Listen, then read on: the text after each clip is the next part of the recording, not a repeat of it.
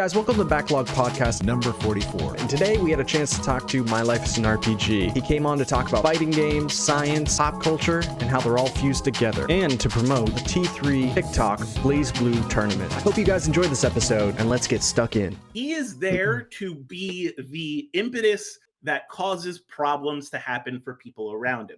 And while he sometimes he's also the resolution of those problems, the story of Dragon Ball Z and Dragon Ball Super is about how the world changes because of Goku's actions. Yeah. It's not about Goku changing. Agreed. Whis is specifically addresses both of their issues as characters. And the thing I like about Super is that, they're like, yeah, you guys are problematic in your own ways, but they're also like the powers that they gain are not, one thing I like about it is they're not only passive and active buffs, right? But they're also, they're characteristically, they become more like the characters and their abilities. Like now, after this next arc or so, soon Vegeta's going to get Ultra Ego, which is literally just his personality. It's not right. So it's like UI is like, it's more like Goku's personality more so than it's like, well, it just happens to be, right. No thoughts head empty, you know. But that's the thing, that is Goku's personality, you know. Goku is a character who just does shit, and the story is about, oh crap, Goku did some shit again. Yep. Which is fine.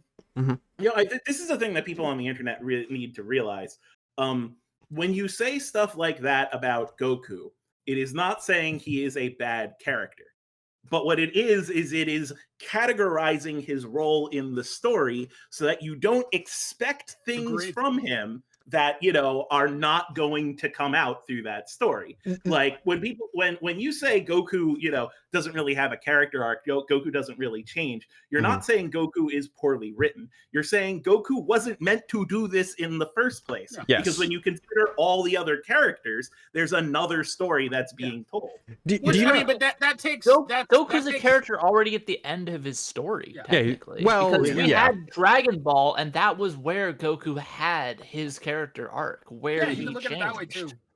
And then we have Dragon Ball Z, where he's the hero. He's doing his hero thing. He's raising like the next tier of heroes. It's like in an RPG when you encounter like a super OP NPC that like shows up to help you, and it's like, they show up to help you, but they're not part of your story. Like you still have to go do all your own quests. Like I actually think that like the way they treat Goku and Super, like with him like starting the Tournament of Power and stuff like that, I think doing things like that is a direct response to people thinking Goku is a hero, whereas like Toriyama is like specifically stated, no, Goku is not a hero. He's just a guy who likes to fight, and he just happens to save the world because that space tyrant is he's super strong. So Goku's like, oh well, he's not, his whole thing isn't he wants to liberate the galaxy. His whole thing is like, no,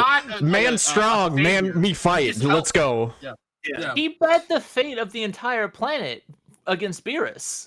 Oh He's like, I'll fight you, 1v1. You win, you destroy the Earth, I win, you don't destroy the Earth. Let's go. Yeah. Like he ostensibly doesn't want Earth to be destroyed because that's where he keeps all his stuff. But overall, and that woman that lives in his house. Yeah, Who he's never kissed. Who's never kissed. So accurate. Man, that's the thing you cannot think about very long. To say, hold on, guys. Try not to. Couples counseling is like to say that, like, the planet. No, they're actually the perfect couple. They never see each other. They're both hyper independent. All right, guys.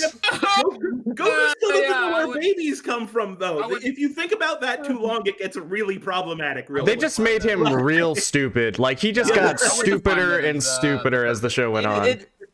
Well, but like he probably it was probably so separated. Like it happened. he left for a long time. And he comes back and he has kids. And he's like, I don't know how that happened. I just hit once. You know. Here's my headcanon. Actually, here's my headcanon. Goku's getting stupider because of repeated head trauma. It's like that tracks. See it. You know? I've heard that theory before. And his body reflexively has made Ultra Instinct so he doesn't get hit in the head anymore. Yeah. Like not even as a joke though. I think that's kind of one of the subtle themes of the Toriyama universe, because like you notice the character he meets in the who's at the top of the Terminator Power or whatever, like it has the intelligence of a baby. It's like the most powerful thing in the universe, but it has the awareness of a baby. And it's like, so what are you trying to say there? Like, did this being give up all its intelligence for power? Like what like, you know what I mean? Like I think there's like a subtle correlation they're trying to show. So the thing about Goku is like he's one of those people that he's really smart. He's a fighting genius. He's incredibly intelligent when it comes to martial arts. But anything else, he doesn't give a shit about it. So it's not a problem. But they're taking it to the 10th degree. I mean, it's weird, but like, I mean, again, it's like fighting is his life. It's the thing he cares about. You know what I mean? Like, kind of like how, like, you know, some people have hyperfixations on anything. His is on fighting. But the problem is like when you look at his character outside of that, you're like, oh, bro, I mean, this doesn't really make you a great person, bro. Like, I respect you're good at it. I respect you save the world, but I mean, bro, you got some issues, homie. I would not even say that he's a fighting genius. I would say that because like let's say we were D&D statting them, right? Yeah. You know, Goku, you know, probably has like high wisdom, you know, because he can react quickly. He has great perception, you know, he's good at, you know, choosing, you know, the right thing to do in the moment. But if you make him think for a second, he forgets to take his heart medicine and we're all fucked. But like, whereas Vegeta, on the other hand, literally has such high intelligence that it interferes with him making more instinctual movements, you know. He's constantly overthinking things, you know. So I would say Vegeta is the one with the higher like IQ, you know, when it comes to, you know, fighting. I would not call Goku, and this comes down to my definition of genius. I would not call Goku a battle genius. I would say he has a lot of battle experience, and those are two very different things. He's better at processing, but processing and wealth of knowledge are two very different. Exactly. And he's not even. I don't even think he's that great an improviser either. He just like. I mean, at times he gets it, but there's certainly better cases in anime. I mean, Goku and Vegeta's like nature versus nurture, right? Like Vegeta was just born into power, born into strength, and meanwhile Goku had like all of his multiple training arcs with multiple like masters on Earth and in Otherworld to get where he got. Meanwhile, Vegeta's just like me strong. Me child, me strong. Me strong. But their arcs cross. That's one of the great, interesting parts of Dragon Ball, because as soon as Goku gets stronger than him, Vegeta's whole worldview has to change. He's like, oh shit, I actually have to learn how to learn. Which he does. Hard work pays off. That's why his worldview changes, because by the numbers, you know, like Vegeta's kind of like a theoretical physicist. By the numbers, Vegeta should be winning. You know, like he's done more training. He's had, you know, like experience on a like galactic level. You know, he's wearing armor. You know, base power, you know, when he meets Goku is higher. You know, granted he didn't know you could raise or lower your power, but it's still there. So by the numbers, everything should make sense. But that's the theme of Dragon Ball. It doesn't, because willpower, you know, is sort of like that final factor that you can't quantify. You know. So, you know, I don't think it's the case that, you know, Goku is stunningly intelligent, you know, but I do think willpower. I do think that if you throw a punch at him, he's gonna dodge it. I mean, not a rock though. But like, if you sat him down and said, okay, what is the strategy we need to do to defeat this villain? He'll be like, I'm gonna punch him. You know, exactly. I think he's like he gambles his way through shit. He doesn't plan. He plans.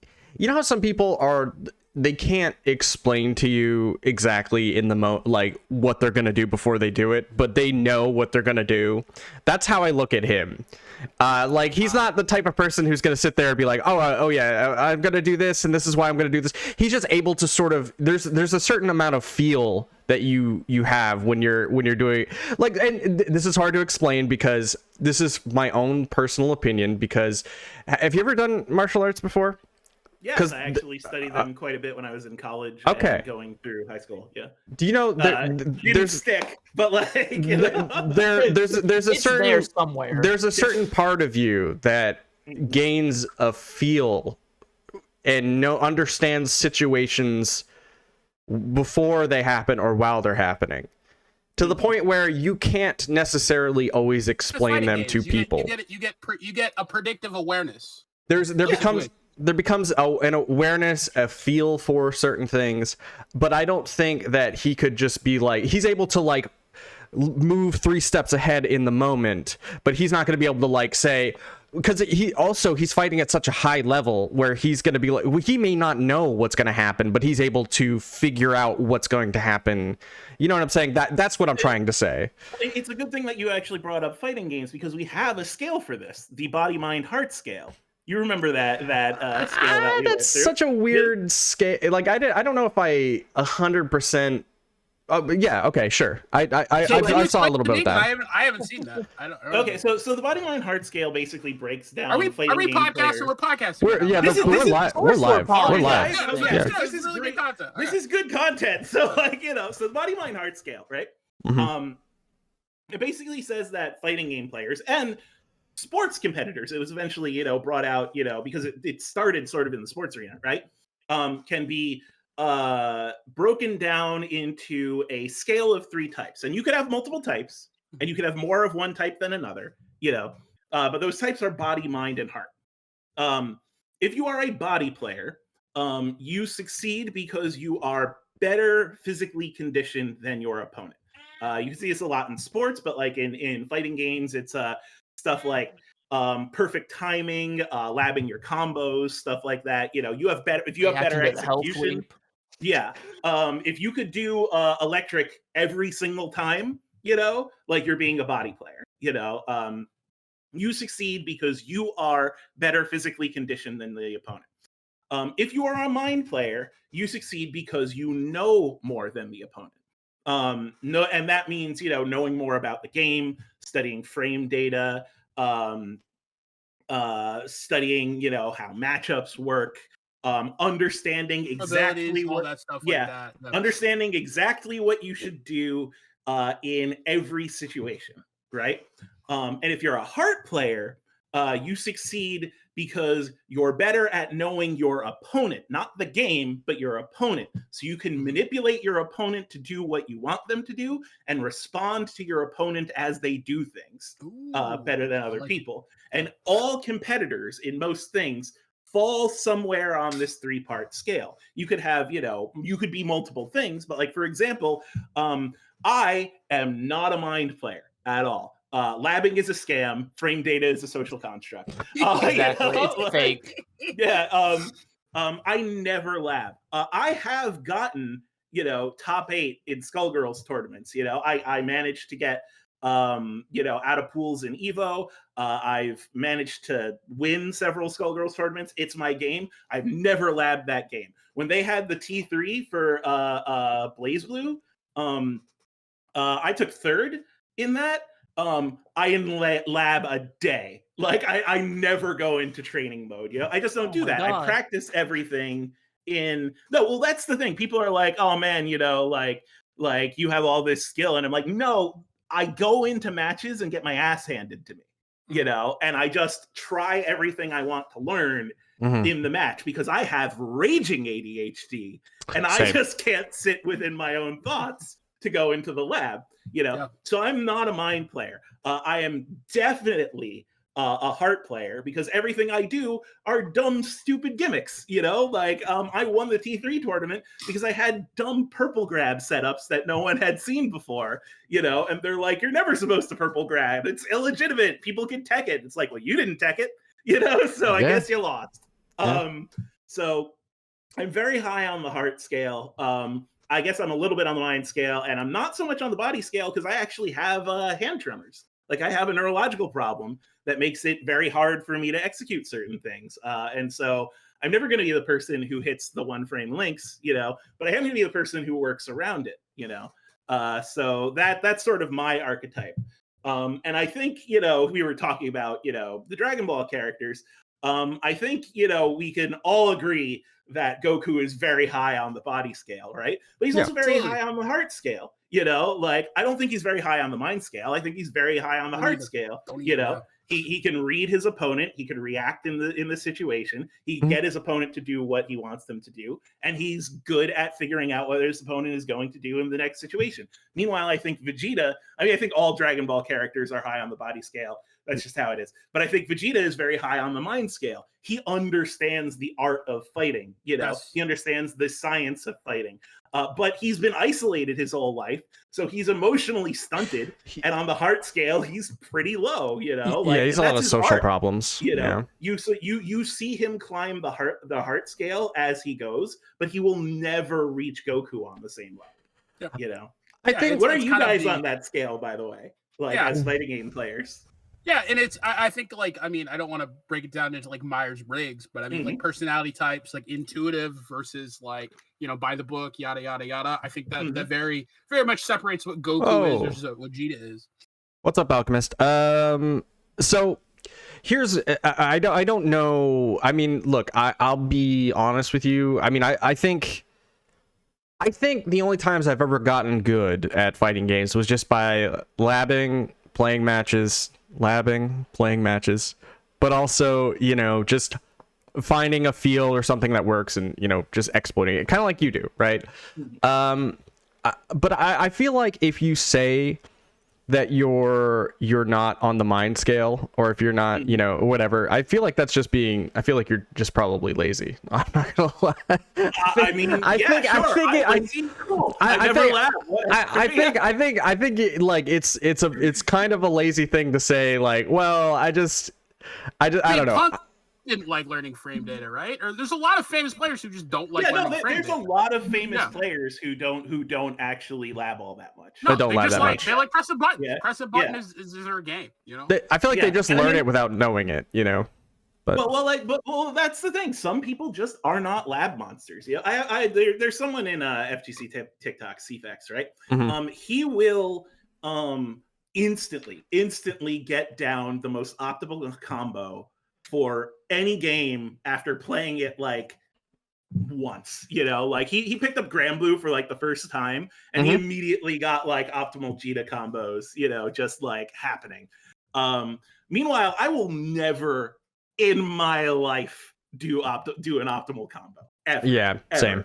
But at the same time, it's part of why I'm really good at games like Skullgirls and Marvel 2. If you give me a game where the thing is that you have to make a lot of decisions really quick, and the whole point is that you need to fuck with the opponent as much as possible, I will excel at that because I don't need my optimal combo to succeed. Instead, I just need to screw with you.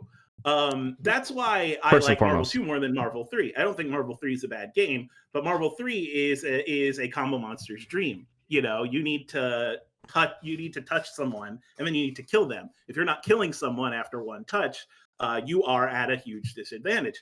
In Marvel 2, if you hit someone with just a 3-hit combo, you could still be one of the top players, because now you got to ask yourself, how are you going to deal with the incoming Captain Commando assist? How are you going to deal with Storm, super jumping and stalling out the game? How are you going to deal with one frame normals? How are you going to deal with Magneto jumping at you, and there's a lot more wiggle room there to really screw someone up. And I understand that is backwards to what a lot of people want.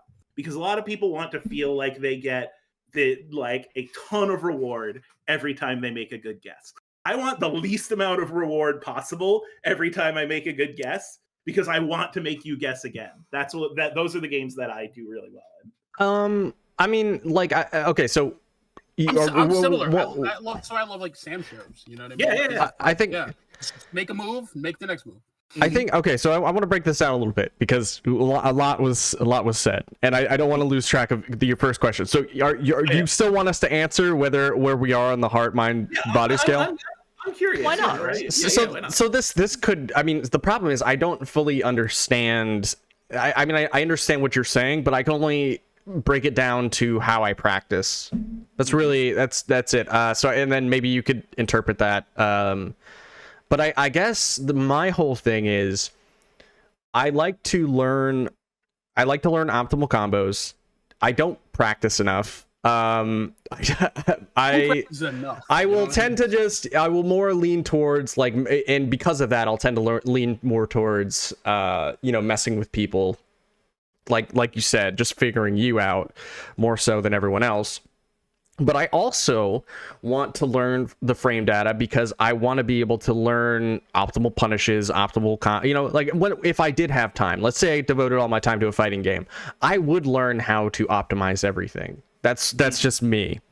Mind ass player. And then I would basically just go in, and then I would try to let that go, and then just use because really, like, we all know, like, combos aren't everything in fighting games. It's really just more footsies.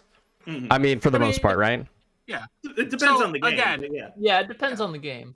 So there's the games I play are footsies. Yeah, I don't really play games with footsies. There's that famous what Mike Tyson quote that everyone's got a plan until they get punched in the mouth. Yeah, I mean, that's kind of the idea behind mind players. Is like mind players is you could have the best optimal combos in the world, but if someone hits you with something you're not expecting, it's their advantage. It's their turn. I think fighting. Oh, go ahead.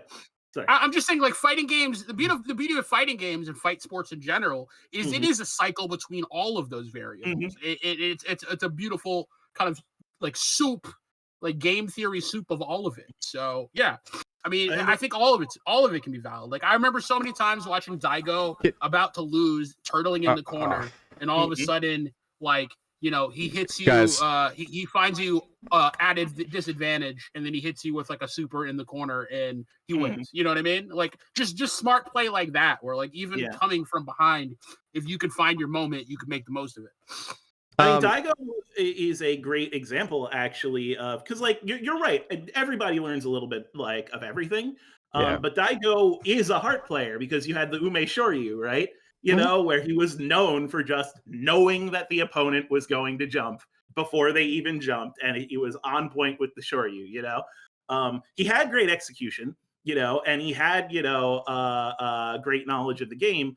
But in the end, he was kind of one of those old school players that was all about the hard reads. And even today, he's still about those hard reads. So he's Daigo, so he's near max on all the chart, but he kind of edges out in heart, Meanwhile, I think if you look at Chris G in Marvel 3, he was a body player, he could do stuff that other people just could not do, and that created, the Morrigan walls. It created, he was able to confirm full screen off of a random fireball hit, so he edged people out in the body category, Matt, I would say probably is a primary mind player. A lot of us, like I said, we're a little bit in everything, but if that's the question you're answering is how do you win the game? And if the way you would choose to win the game is to optimize everything, then that means you're probably but also when I play it, let's say if I play Quintessence, if I win by sweeping you 3 times in a row, I'm going to sweep you 3 times in a row. It's but it doesn't have to be I don't have because I feel when you're thinking about I'm gonna hit this one combo over and over again, if you're just trying to look for that at all points in a match, you're no longer paying attention to what's going on.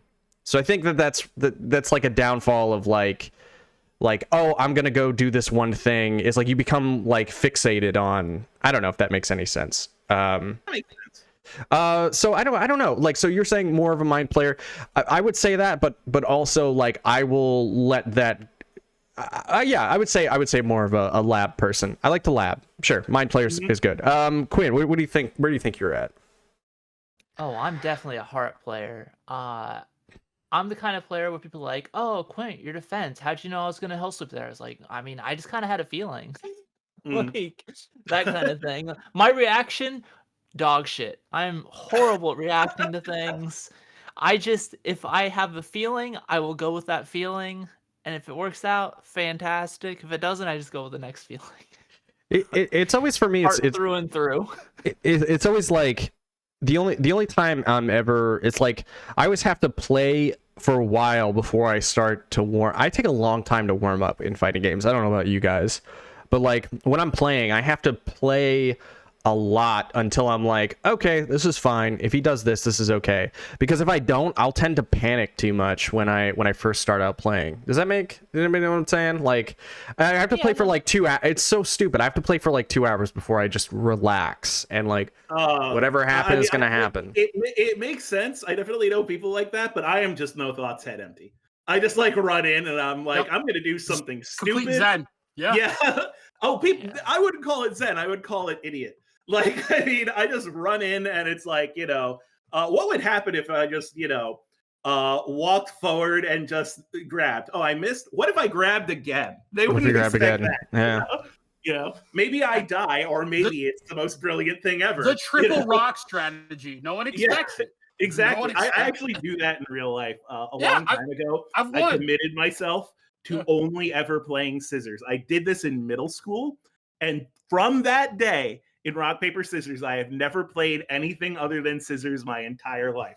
This is a bit I will do until I die. There's a strat, dude. Have you ever watched like competitive rock, paper, scissors?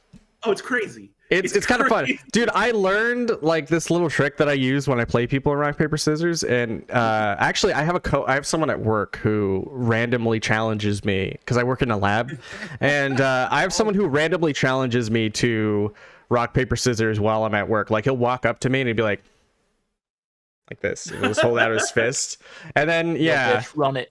Yeah, and then so like one time he like I beat him. And like he got really angry and he told me to fuck off and basically like literally actually angry. But yeah, so what I do is like when I'm playing rock, paper, scissors, you hold rock, paper, scissors, but while you're mashing, right, and you're counting it out, rock, paper, scissors, you can flash scissors to give someone image to put like to throw out scissors. Most people will throw out scissors right at the beginning, so you just hit rock, and then so you show them like rock. So rock, paper, scissors, shoot, and then they throw out scissors, and you go rock, and it's weird. You're like trying to like, it's like you're trying to like precondition them to throw out scissors. I don't know what it is. It's kind of an interesting thing, but it didn't work on him. He knew it, so it was pretty fun. Like we were actually like going, and we were hitting the same exact thing for quite a while. Long tangent, but anyway, August, where are you on the mind scale? And before I feel like we should just delve into the interview after this question because we've derailed. This is super cool. We have derailed. Sorry, I warned you. I said if you gave me a space to listen to my own voice, I would not shut up. Oh no, that's fine. It's more than fine as long as like we're somewhat on track, Fair enough. Yeah. This is my favorite kind of content, so I'm all about it. But yeah, I mean, I think I'm kind of a little mixture of all three. Definitely, probably lean closer to the mind heart scale, particularly the heart scale. Like sometimes I'm like, he's not gonna block low, so I hit him with the low. Sometimes I just like to be as aggressive as possible and wait till someone's defense cracks. I think that's kind of more on kind of like the mind section. But yeah, I mean, generally, I like to just observe my opponent, see what they're doing, and then try to come up with the best strategy to combat that. So yeah, I mean, I think the great part about competitive sports just in general is it's a beautiful interplay of all these three things. I like what you said about like you can even take this analogy and like bring it to other sports. I think that's totally true. But yeah, I mean, definitely when I'm playing games, I like to press buttons. I like to win. The more buttons I can press on my way to win, the more fun I'm having. So here's my thing though. This is why I like training and going into the lab, and this is the way I was when I did martial arts too. Is when something would happen to me where I didn't like that thing, or something bad happened, or I got into a bad situation, I never want that to happen again, or I want that if that happens again, I want to be able to, like, you know, flip the script and, you know, blow you up because of it, right? So that's why I like the lab, because once a bad situation happens, I know how to handle it. Then you're more relaxed anytime something bad. You know what I'm saying? It prepares you for the worst. No one likes to get a knowledge checked into a loss, because it's like I've never seen that before. I have no idea what to do. You know what I mean? Yeah. No one likes that, but then the way you counteract that is you just keep knowledge checking your opponent. Play games in which everything is a knowledge check, and then you don't have to worry. It's so weird how, like, people will be like, oh, they'll just knowledge check you, and they're like, I'm better than them at fighting games. It's like, you just picked, I don't know, you picked like freaking Ganryu, and nobody plays it. Like, you picked a character nobody plays. Nobody picks that character, man.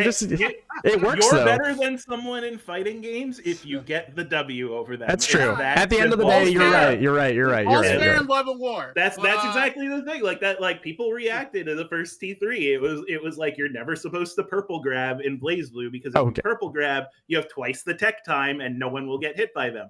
But if you put them in areas where, you know, people don't see, you get like twice the damage out of your combos. And that's back, you know, in the BlazBlue competitive scene, you will see like high level competitors sneak in purple grabs places, even though the conventional wisdom is never do it, you know, ever, because it's just, you know, going to get you killed.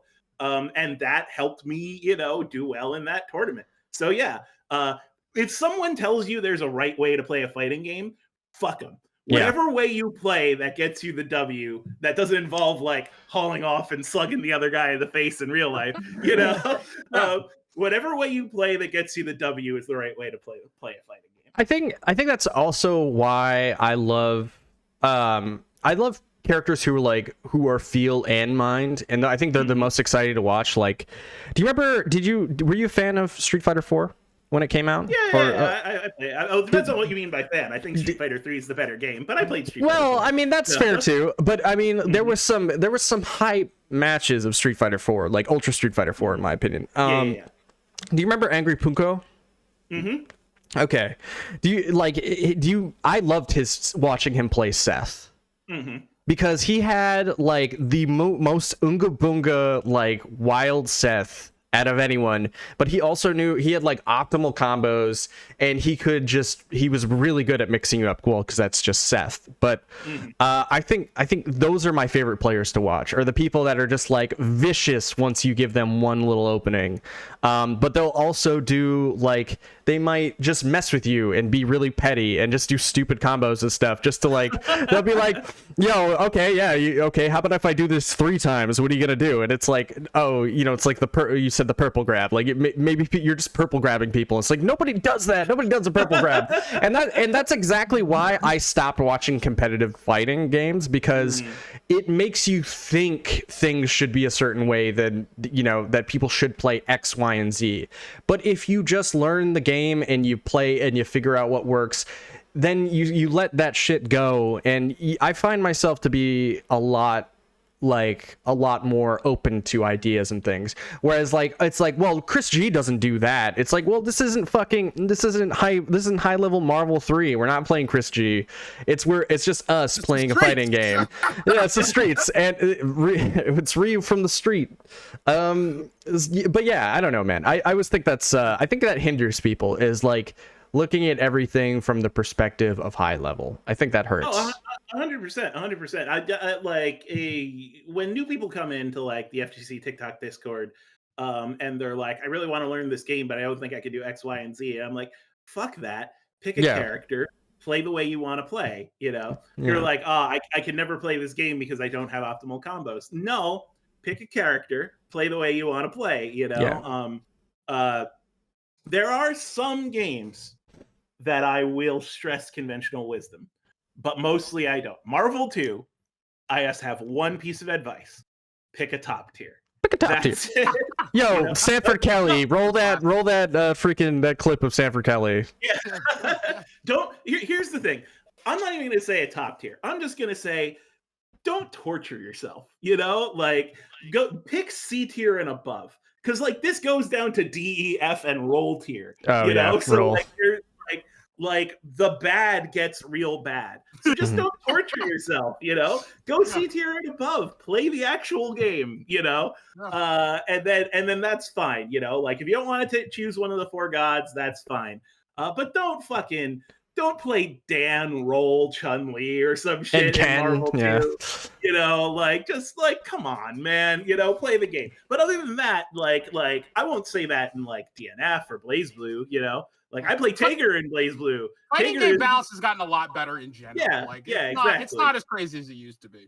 Yeah, thank God. Thank God. I mean, I don't know.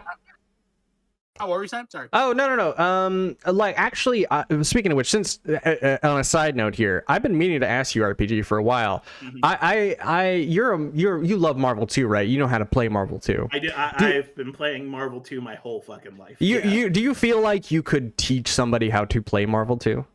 I could teach someone how to play Marvel 2. I taught a bunch of people when we had the Marvel 2 T3. So, like, yeah. I'd be happy to. So what I'm thinking of is I might at some point do another tutorial on, and I'm thinking about doing Marvel 2. I don't know if you would be able to help me with that. So yeah, because I had done one. I mean, I'm messing with the idea of, you know, sort of having people on from different fighting game, and like, you know, people who, you know, have a general idea. And I'm not talking like the highest, you know, like these gods of fighting games, you know, because I want to have people from the community come on and be like, yo, this is how you play Marvel 2. This is how you should start. This is a good way to start this game. And I feel like that it could, because nobody makes tutorials on YouTube on how to play like Marvel 1 or Marvel 2, like in a way that's sort of like, it's always very old school where it's like someone just doing a combo and, you know, then it's the next thing, and then, you know, it's never someone just talking and being like, so, you know, this is a general like training method you could use for starting this game. I always feel like that's a really good way to learn a game, is just to do like training methods and stuff like that. But that's just me. I mean, here's a free piece of advice for people who are watching. If you want to start Marvel 2 and you want to choose your team, pick your assist character first. Everything is going to revolve around your main assist character, because Marvel 2 is a game when you never want to not be assisting. You want to be calling an assist all the time. So choose your assist character first, and everything else falls into place from there. And if you want an easy time, choose Captain Commando. But otherwise, you know, like choose your assist first. You know, if it's like Doom Rocks, that means you're going to be pressured. If it's a TP, it means that you're going to be sort of more zoney and conserved. But like, you know, choose your assist first and go on from there. Can I make a statement? And you got to tell me if I'm wrong. Okay, but so Marvel 1 seems like a better balanced game than Marvel 2. Absolutely. Absolutely. It seems like such a better game than Marvel 2. I'm not gonna lie, but okay, so hold on. Let's say you have to minus the Red Venom, like the Shadow Lady, like the you know, whatever it is, those characters. Minus those characters, because those are tournament viable, and I always thought that was really wild. But yeah, Marvel 2 seems like an extreme mess of a game. It is. I mean, that's why we love it. But it's a total mess, you know. And it's a good example of why balance does not necessarily equal quality. Right. It can, but it doesn't necessarily have to. So what do you think? Okay, so do you feel like Skullgirls is a true successor to Marvel 2? Do you feel like it's the true successor? Like, I will die on that hill. I think I think honestly I would play Skullgirls. Like if Skullgirls was Marvel 3, I would play it. I do not like Marvel 3. I think that game sucks. I'll be real with you. It's not Marvel 3 is Tatsunoko versus Capcom 2. It is a different game. I like it. I mean, I like Tatsunoko versus Capcom. I think that game's fun. Tatsunoko versus Capcom might be more fun than Marvel 3. But I agree. But at this point, here's the thing. I have to play Marvel 3 now. Because I still like Marvel 2 more. I still like Skullgirls more. But the stuff the modding community has started to do with Marvel 3, that's true, is unbelievable. Oh, like unbelievable. Was it Asura mod? There's so many great ones. They've nearly doubled the roster. They've added characters that you would not like Asura, Monster Hunter, Ultron, X is back in, Iceman, Bishop, for all the, lovers of the original animated series. Hey. He always gets a short rap, man. Bishop is sick. Batsu with all of his TVC combos back intact. Oh. Robin from Fire Emblem is now playable and is actually really, really viable and amazing. That's weird. Good in something.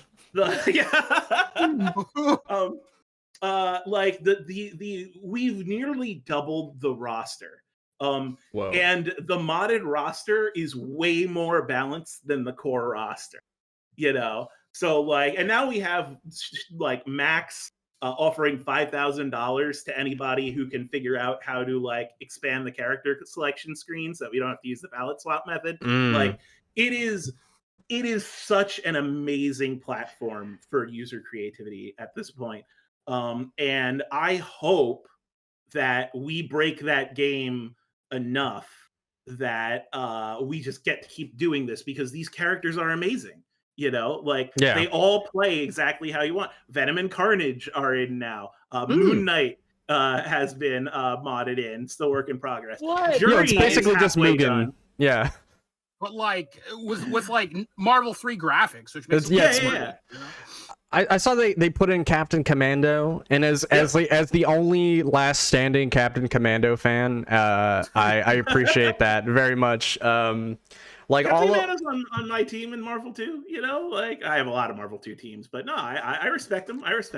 I mean, I know he's just an assist though in Marvel 2. I liked him in Marvel 1 quite a bit. I mean, I used to play Team Cap. I used to play Captain Commando, fair. Captain America. But do you have any affinity for the earlier Marvel games? Oh yeah, absolutely. I got my start. Oh, I meant post Marvel. I mean, pre-Marvel versus Capcom. Yeah. Oh yeah, okay. There was an X-Men Children of the Atom cab at my local roller rink, and I would go there. Not to roller skate. I still can't roller skate, but specifically to play X-Men Children of the Atom. So I was a big fan way back in the day, way when it all started. It's great. It's a great series. I love X-Men versus Street Fighter was at my bowling alley, and the original Marvel versus Capcom was at the Burger King near my house, along with Vampire Savior.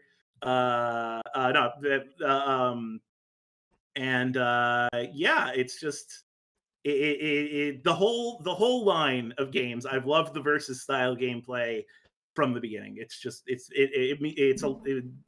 just my type of game. So I gotta ask. Okay. I'm one of the stands of it.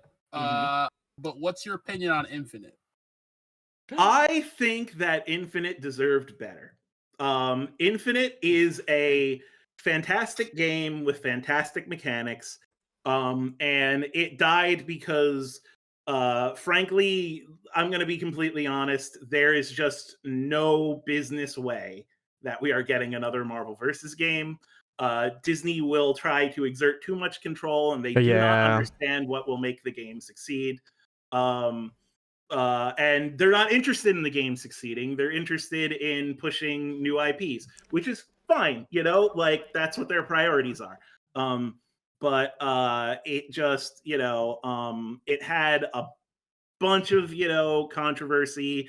I think the graphic stuff was overblown. They did fix the Chun-Li fish face, but I think asset reuse is smart. When a lot of people are like, oh, they're not making new assets. That's dumb. Why would you have someone make new assets? The games that we like from back in the day always reused assets. Don't make new assets. Reuse assets. But the sprites are pretty. That Morgan sprite's amazing. Yeah. You want the money to go to assets? You want the money to go to new mechanics and new characters? Exactly. So I think Infinite should have gotten better. I wish people were modding Infinite. you know, because like people backported characters from Infinite into Marvel 3, so you could play Monster Hunter and Ultron and stuff like that. Sigma's being made. I wish that you front ported characters from Marvel 3 into Infinite. You know, I would love to see Wolverine in Infinite. Yeah, I would love to see, you know, Virgil in Infinite. I would love to see, you know, all that happen. It's not going to happen because no one cares, but I would have loved if that ended up happening. Plus it has like good net code, like you know what your problem is, RPG. It's just that you look at these characters and you look at how they look, but you don't realize that they're just functions. Okay, no, they're just functions. Though, you know what's hilarious? Yomi Hustle, which is coming out in February, proved that was right. Like, you know, like at the time, it was fucking, you know, it was the worst thing that could have possibly been said. But Yomi Hustle, which, do you guys know what Yomi Hustle is? Yeah, well hold on. I do not know it. Officially can't call it Yomi Hustle anymore. Right. It is now the legally distinct, your only move is hustle. Yeah. Do you want to explain it, or should I? Yeah, you can explain it. Okay, so Yomi Hustle is a turn-based fighting game. Basically, it has everything that a normal fighting game would have. You know, moves are plus and minus. You have meter. You know, there's like RCs, bursts, everything like that. But the way that it works is you choose your move from a menu, and then including how your character moves and everything. And then the game progresses until there's a point at which someone can do another input. And then, you know, it progresses again. And then, you know, this happens over and over again. For 45 minutes. Matches are unbelievably long. It's anime fight maker simulator. But then, when it's over, the match plays in real time. So all the pauses, all the thinking from the menu is gone. Okay, that's dope. And then it plays, you know, as if you were fighting the whole time.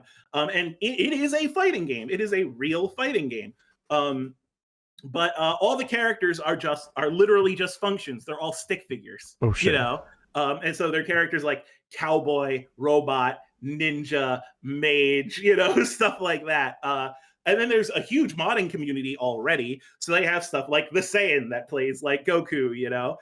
They have the Forsaken, which is basically Sephiroth. You know, they turned Juri into a furry. She's like this fox girl that only kicks, you know. And it looks phenomenal. Like, honestly, like I don't know if you could pull it up, you know, on the screen. But if you can, yeah, I could. If you could pull up we'll do it in post. Yeah, hold on. It's playing. Go on. All right, go ahead.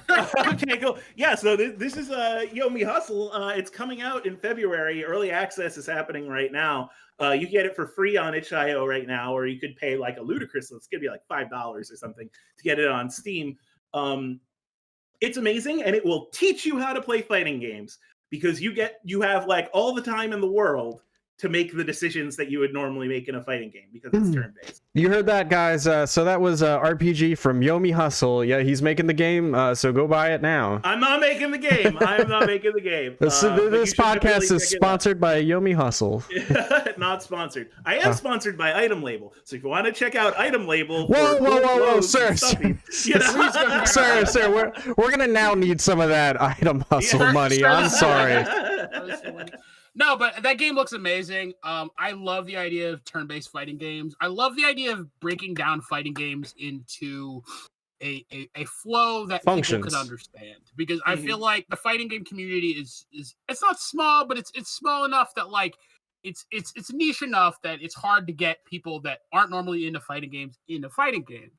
So finding good ways to bridge that gap, finding good ways to get people that are, I mean, because competitive gaming is huge now. You have big fans of League, Dota, CSGO, like getting the people that would love competitive gaming to understand what makes fighting games so great, I think would do great things for the community. And I think like stuff like this that teaches people what to love about it and how to play it are going to be the ways to do it. Okay, so let me ask you this. All right, so out of curiosity, what are some of your favorite Kusoge fighting games? I love Fist of the North Star. I love that game so much. I got the Basketball Jones. I love Simulator. Yeah, I love that game. I also love the Super Cho Anarchy fighting game. I don't know if you've ever played this. I've never played that one.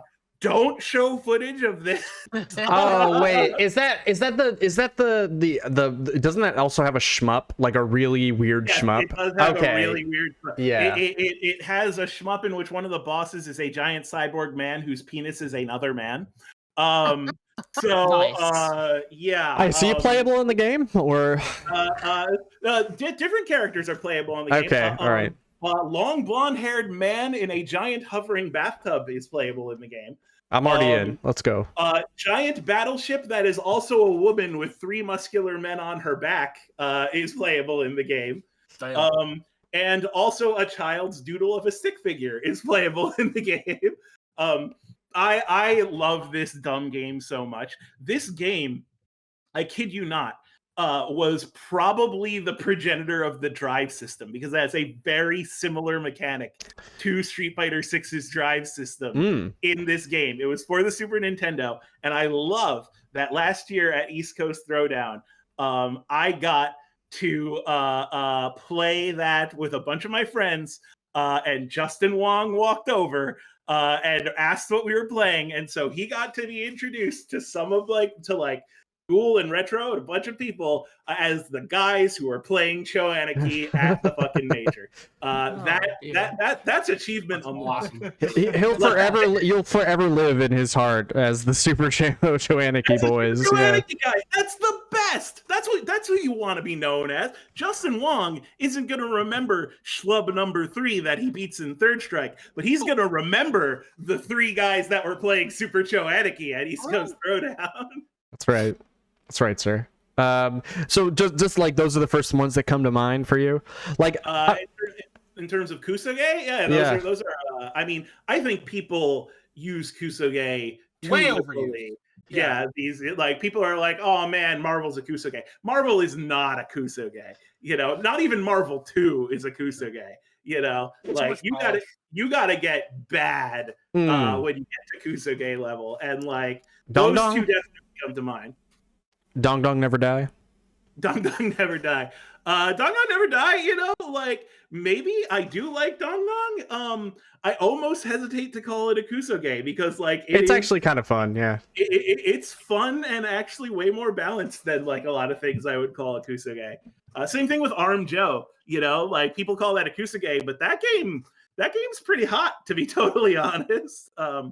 Or the Among Us fighting game, Among Us Battle Arena. Have you guys played that? I've seen it. I've never played it. I've never went out of my way to play it because it looks very basic. It looks super basic. It is basic. It's a lot of fun, though, because they added a thing. They added a new button. Now everyone has the sus button. And the sus button gives you something unique to your character. And so everyone has the same moves except for their sus moves. And that makes a world of difference because now there are grapplers, now there are zoners, now there are characters that do it. Now the tier list. Yeah, now there's the tier list. And I think that probably borders into Kusoge, if I'm being do you choose what your trait is, or is it randomly decided? No, you choose what your trait is. Your trait is based on your color, which is based on the personalities that players of Among Us have assigned these colors. Got it. So lime green is the grappler, for example. So silly. Okay, at least you're having fun with it. I think we had composed some questions here for you. So what we did, because I know that you're a big science and pop culture. You like to fuse both worlds, and it's honestly a great way to teach people science. But I think also we started this interview by talking, but why don't you tell people a little about yourself and what you do here on the interwebs? Because I don't think we ever had a formal introduction for. Just right in it. Yeah, we just went straight in. We'll fix it in post. Fix it in post. Hey everyone, My name is MylifeisanRPG. I primarily make content on TikTok. However, every so often you can find me on Twitch and YouTube. I basically make comments about nerd stuff, and I like to try and bring together the different worlds of nerd stuff. So I want to teach. One of the things that I like to say is that I have gotten more people with PhDs to try fighting games than anyone else. I have a bunch of people, in my server and on my page that are actual, like actual doctors, of physics, of psychology, and so on and so forth, that I like to talk about anime and games with. And I have a bunch of pro gamers, that I like to talk about the nature of quantum physics and chemistry with. And I personally hate the idea that people feel like they can't learn.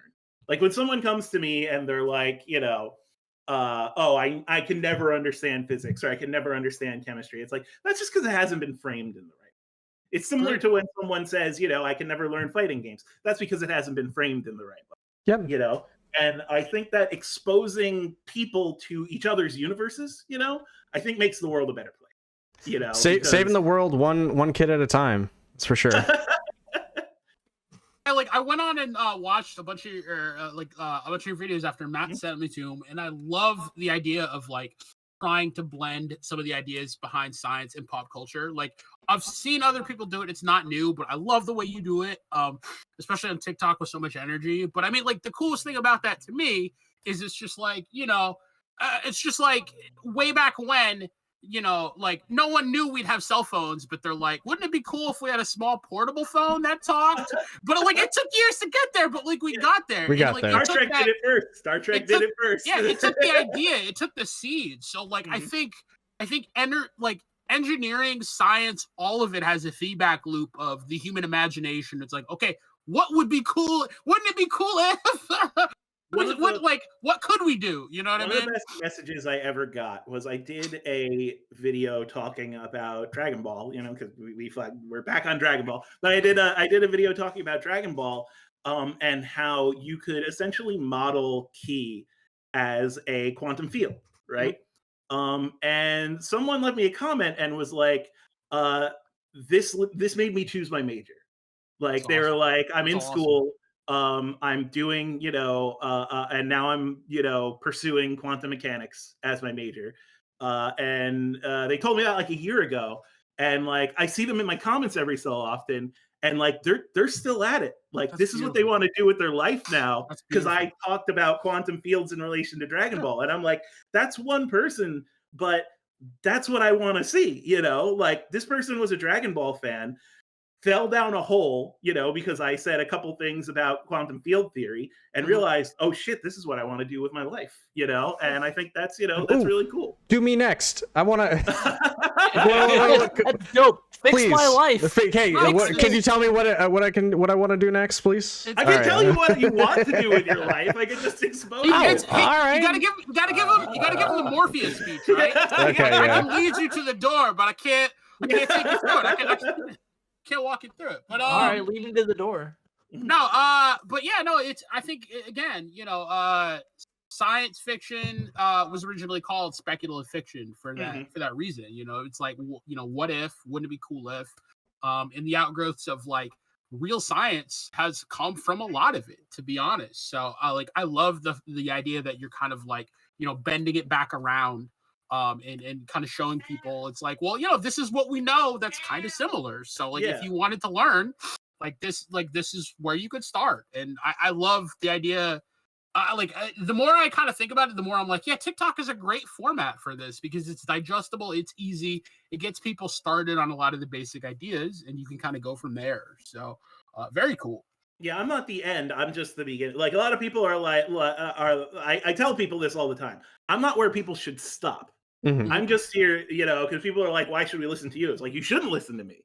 You should take what I say and then do your own shit, Exactly. Read textbooks, go to resources, I'm just here to let you know that this world exists. This scientific world exists, and it is way easier to penetrate than people think it is, everyone's really intimidated, oh, there's so many equations, there's so many concepts. No. Just talk to people like they're drunk and you're drunk. And then after that, people will start to understand. I got that piece of advice, by the way, from a college professor. It said the best way to teach is to talk to people as if they're drunk and you're drunk, and then they will always understand. I've heard a more eloquent way to put it is, well, I mean, not only that, but I guess it relates to alcohol is the great equalizer in men. Is a more eloquent way to put it. But yeah, that's one thing that someone said to me. I wouldn't be that eloquent if I were drunk, so I wouldn't say it that way. I mean, this was coming from someone who owned a brewery. Yeah, a microbrewery, and they're be like a biased opinion, but might be true. I've also heard people, the same person, say beer is the liquid of the gods as well. So I mean, it gets really, really up his own ass. But I mean, if you want me to go into the history of beer, beer is responsible for a lot of civilization. I'm not a big beer drinker, so this isn't me saying you should drink beer. Drink beer. But like the reason why people survived back in the day was because you couldn't just drink water back then. Yeah. Because water is just standing water. There would be so much, bacteria in it, so many microbes that you'd just die. But beer has a high enough alcohol content that it's sterile. So if you just primarily drank beer, you would actually be mostly okay. Like it's kind of crazy. Like just kind of like salted meat, you know? Yeah, like exactly. They couldn't just like have fresh meat stored and cooked, so they just salted it and be like, hey, you can eat it like a month later, you know? Yeah. Okay, so hold on, one more little bit. But like, no, that's okay. So I just want you to know we're throwing those like reviews out the window. We're just gonna stick straight interview. That's fine. No, listen, this is sir. This is absolutely fine. Whatever. We gotta fit the vibe of the show. We're rolling with it. No, we can keep going. I think your content is pretty cool. That's all I want to say. Hey. I already threw away the timings for this podcast. God bless you, sir. Time is a concept. Time is all right. So let's see. So I think I'm gonna start with my my favorite one first, which is I found 5 of the most prominent scientific figures in history. What fighting games do you think they would play, and what characters would they main and why? And so the 5 figures are Albert Einstein, Isaac Newton, Charles Darwin, Marie Curie, Stephen Hawking. What fighting games? I'm so curious. What fighting games do you think they would play? I want to hear the list. Albert Einstein is fucking boring. Everybody thinks that Albert Einstein is the coolest person ever. People ignore stuff like Planck and Minkowski and all the great people that contributed to make the theory of relativity a thing. Albert Einstein, I don't think, he was a brilliant man, but he just got off on having his name recognized. Sure. Science, I said this in my videos all the time. Science is a collaborative effort. No scientist does stuff alone. Everything is done on a team. So Albert Einstein is a figurehead. Basic. He plays Street Fighter and he plays Ryu, and that's it. Okay, sir, maybe I should rephrase this. 5 of the most famous scientists in history. Yeah. Okay, so you're saying he's a basic bitch. He plays Street Fighter. What version of Street Fighter does he play? That's what I gotta know. Is he playing Street Fighter 1? He plays the most recent Street Fighter. He plays Street Fighter 5. He plays Ryu. Oh damn. Albert Einstein is the sort of person who is not interested in taking the game that you're playing and finding his own way. He wants to just be sat down with a set of tools and break the tools that he's given. So he's not going to think about character selection. He's not going to think about the meta. He's going to turn on the game. He's going to play Ryu, and he's going to get very good at Ryu, and he's not going to stop. And that's, I think, what Einstein would end up doing. Maybe he'll play Dan once or twice. He's kind of goofy that way. But otherwise, he is a Ryu player. A side note, I've heard that, and a tangent side note, I've heard Albert Einstein is one of the misquoted figures in all of human history. Absolutely. A lot of people contribute a lot of quotes to him that he did not say. Yeah. Same with Abraham Lincoln. Right? Okay, so the next up here is Isaac Newton. All right. Isaac Newton was a fantastic mathematician. So this is going to be someone who's absolutely obsessed with frame data. So that makes me think he's a Tekken player. right? Okay. Frame monster. You know, he you know, like he probably plays Tekken 7. His favorite Tekken is Tekken 5, but he plays Tekken 7, right? I like the lore. I like the extra like his real favorite is Tekken 5. Yeah. Yeah. He thinks that the people who think that Tekken 3 is the best are overrated. He plays Tekken 7. What character does he play in Tekken 7? It's gotta be. I don't think he's an execution monster, so he's not gonna play Kazuya. I'm gonna say Steve. I'm gonna say that he plays Steve. Because he's gonna be the type of person who knows like point perfect sways. So that he's always punishing like within a frame's inch of plus he's English too. So what? Plus he's English too. So exactly, yeah. So I'm gonna say Isaac Newton plays Steve in Tekken. Okay. All right. So next up is Charles Darwin. Who do you think? What game do you think Charles Darwin would play? Charles Darwin is a Smash Brothers player. Whoa. Okay. I want to hear what version of Smash. I gotta know what version. Does it matter? No, it's absolutely Ultimate. Okay. It's he's not a melee player, but this is why he plays Ultimate, right? Ultimate has a huge cast, right? He's most well known, right, for the theory of evolution, for understand, so his big thing is going to be understanding the meta, seeing what characters rise and fall, and the Smash meta is so wild and so varied, I'm going to say that, he is probably going to just spend most of his time traveling the roster and figuring out which is. I'm basically saying that Charles Darwin is Puffer McSparkleface. Go follow Puffer McSparkleface on TikTok. Yes.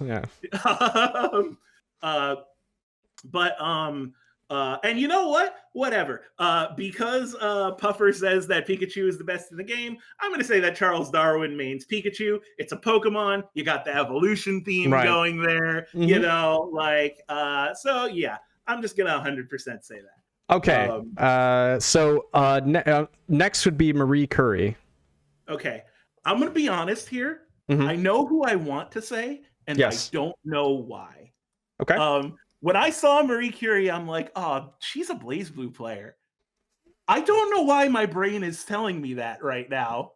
Mm-hmm. But I feel like I need to say I understand her incredible, achievements in chemistry and radioactivity. I don't know why that says BlazBlue to me. Maybe it's the technical aspect of it. Yeah. But yeah, I say BlazBlue. And I think she's a Carl player. I don't know why. I'm gonna be just completely honest. No, question. Yes? Is Carl a zoner? Yeah, Carl's a zoner. Carl's a puppet character. So definitely a puppet. Also, is Charles Darwin a Smash player because he has like poor bathing habits? Is that is that possible? I mean, look, I'm not saying all Smash players. I'm not going to quote about Darwin's bathing habits. Okay. But I will say that he spent a lot of times outside of places where there was, accessible plumbing in remote islands. So, I won't actually comment any further than that. Okay. So, I mean, it kind of makes sense, when you really listen to like his travels and stuff, and it's like, oh, he was far, far away from civilization. I don't think that man bathes for days at a time. All I'm saying, have you seen Charles Darwin's beard? Because I have seen that beard on Smash Brothers players. So I believe it. So next up we have Stephen Hawking or Stephen Hawking. Stephen Hawking. Let's go with that. Stefan. Yeah. So Stephen Hawking is interesting. Stephen Hawking is really well known for massive jumps in our understanding of theoretical physics, right? Mm-hmm. So my thought is that this is going to be a player, this is going to be a game that is easier to talk about than play, right? So I could just say Street Fighter again, and even though I kind of want to say Street Fighter, I actually think he probably plays King of Fighters. Okay.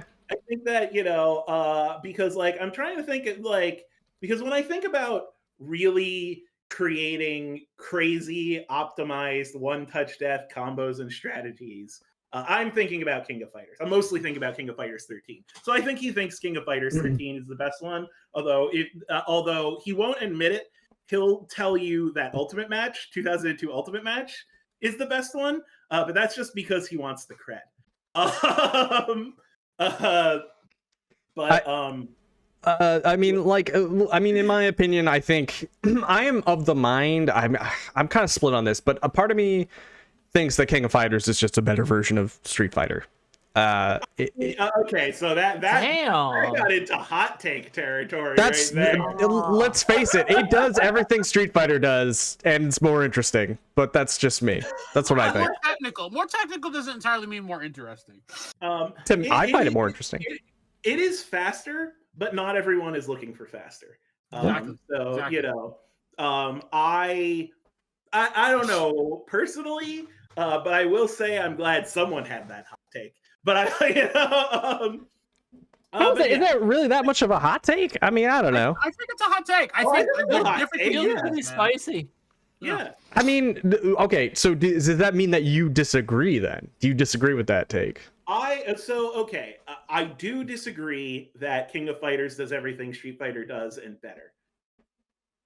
But if you were to ask me which game I want to play right now, it would be King of Fighters. Except I will say this: I haven't played King of Fighters because SNK was bought out by the Crown Prince of Saudi Arabia. Y'all could do what y'all want to do. I'm not judging anyone, but I have just decided that morally that is not where my money and attention can go.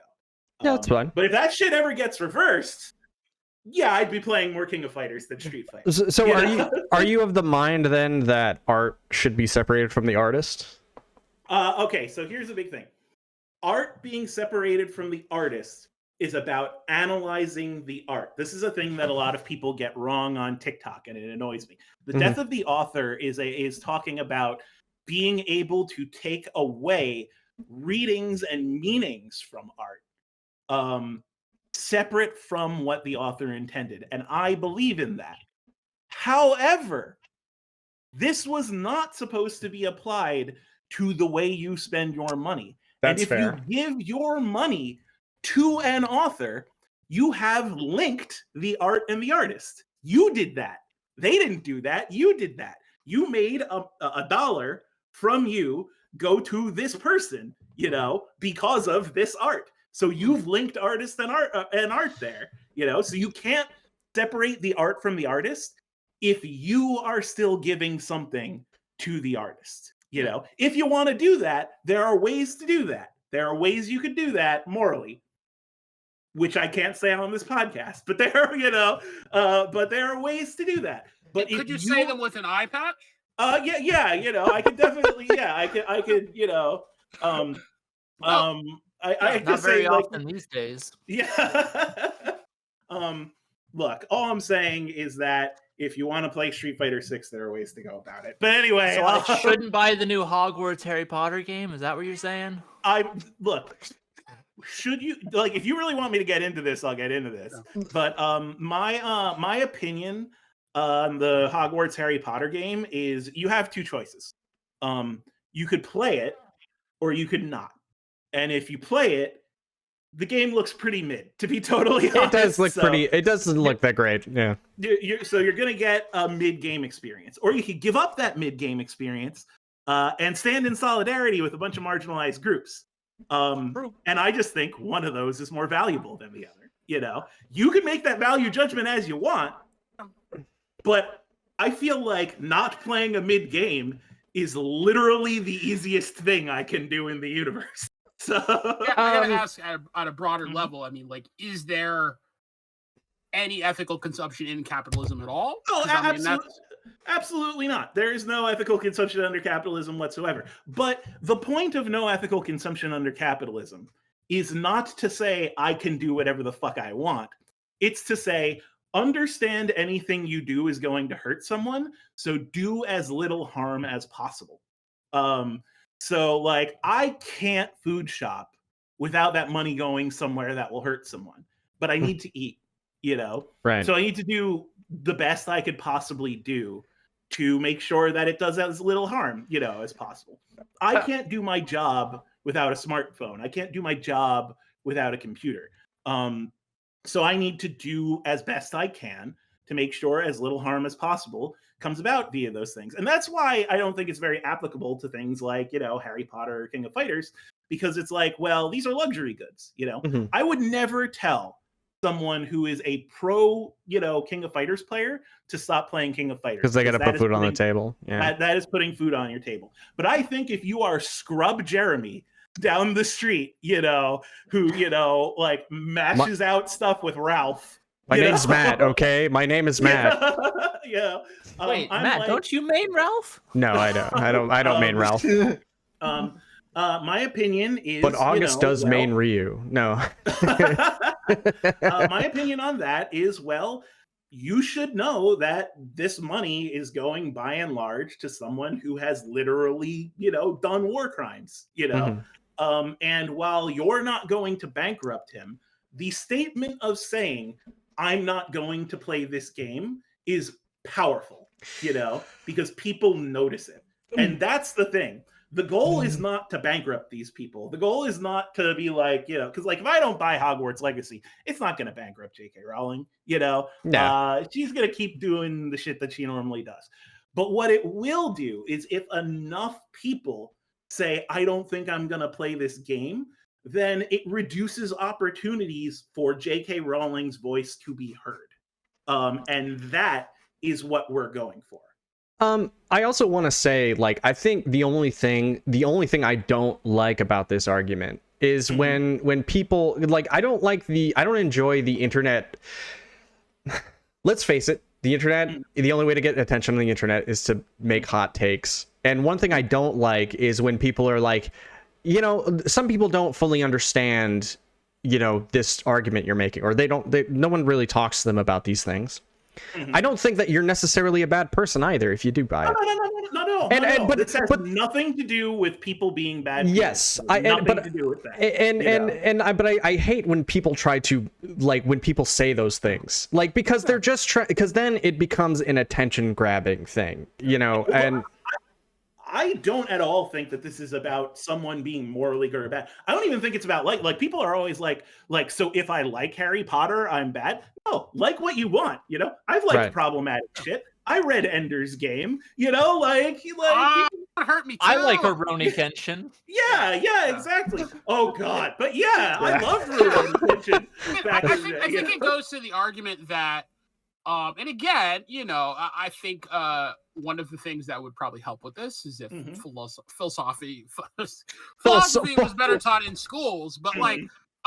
like your own sense of ethics is a mm-hmm. self-contained thing. It's a self-internalized thing. Like, you know, we shouldn't be shaming people for their own sense of ethics. It's like, you know, I guess what I'm trying to say is we can be at the point where we have a conversation where, like, that's not a personal choice what I would make.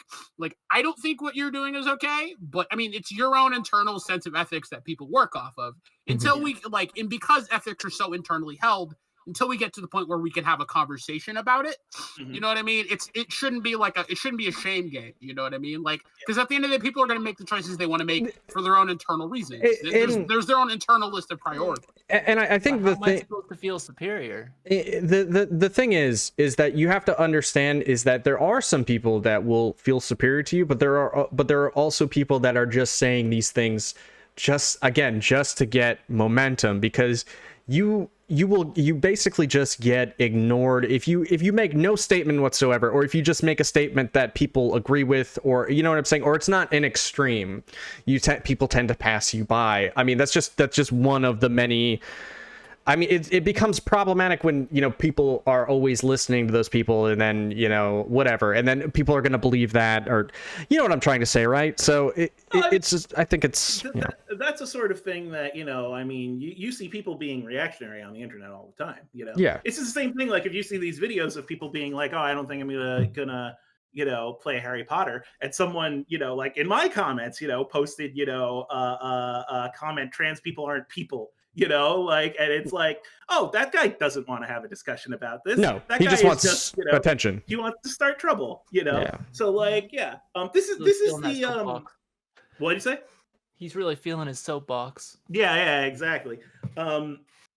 Some people like to browbeat, and it's like why? You know what I mean? Like let people make the adult decisions they're gonna make. Like explain yours, but let people make theirs. And I think, okay. Sorry, I think that is like one of the reasons why you have people that are just so ingrained in their own thought, is because there are. When I've spoken to people like this, the really what I find below the surface of their argument is, I don't want to be, like they feel like they're going to be persecuted, but through that they will not change their mind because of, do you know what I'm trying to say?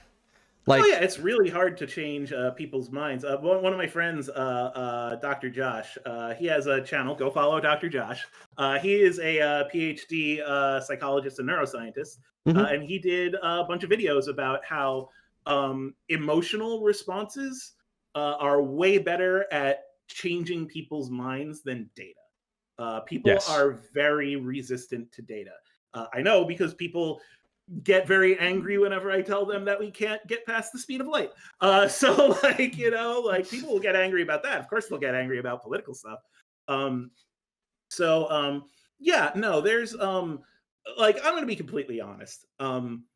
TikTok and Twitter and most online spaces are horrendous places for having like political and philosophical arguments, because these are deeply nuanced topics that require lots of time and lots of information to get into.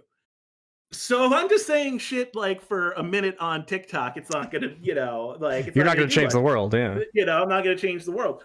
But like, I have made, you know, videos saying that I'm not going to support Hogwarts Legacy, and I do that because, like I said before, it's not so much that I am telling you not to, but it is making the information available as to why people would not, you know. Yeah.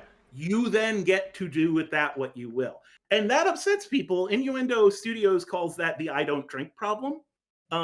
You go to a party, right? You ask someone, you know, do you want to drink? They say, I don't drink. You know, and they're like, that guy's an asshole. He doesn't drink. Yeah, exactly. That guy's an asshole because he thinks he's so much better than everyone. Yeah. Yeah, because it makes you, you know, it now means that everyone at the party needs to question, well, why did that guy come to the decision that I don't drink? Yeah. And I came to the decision that I drank. You know, it's you're suddenly thrust into a situation where you had to question something that you didn't think you were going to be doing at this party, you know? But that, you know, on the internet, it's that 24/7. Well, I mean, me and Matt were having this exact same discussion the other day, versus like, you know, he always tries to be kind of a very positive FGC TikTokers, but there's a lot of very like, you know, kind of like like there's a lot of very, you know, like, you know, I'm not going to call them toxic, but there's a lot of very like, you know, like there are a lot of people, you know, like, the aggressive kind of like side of the fighting game community. That you said didn't like your content because you try to do a positive spin on it, and it's kind of that same like, you know, like tribe mentality of like, well, if he's not with us, he's against us. You know what I mean? It's just like, I still drink. You know what I mean? But like, it's kind of like the fact that they have to reflect on their own choices. They come to the fact that like, it's just like, well, I mean, clearly I can't be the wrong one. So like, exactly. Yeah. So what I was trying to tell him was, or what we were talking about specifically was, there are Tekken creators who essentially thrive on being toxic. And because of that, some of them do not like me or the content I make because of that, because they feel like it's like I'm morally better than them or something like that, where I don't really give a shit. Like, if I don't agree with, you know, that sort of mentality, because what I think the problem is when you do that, you alienate people that could be a part of the community. They now no longer have a chance for that to happen.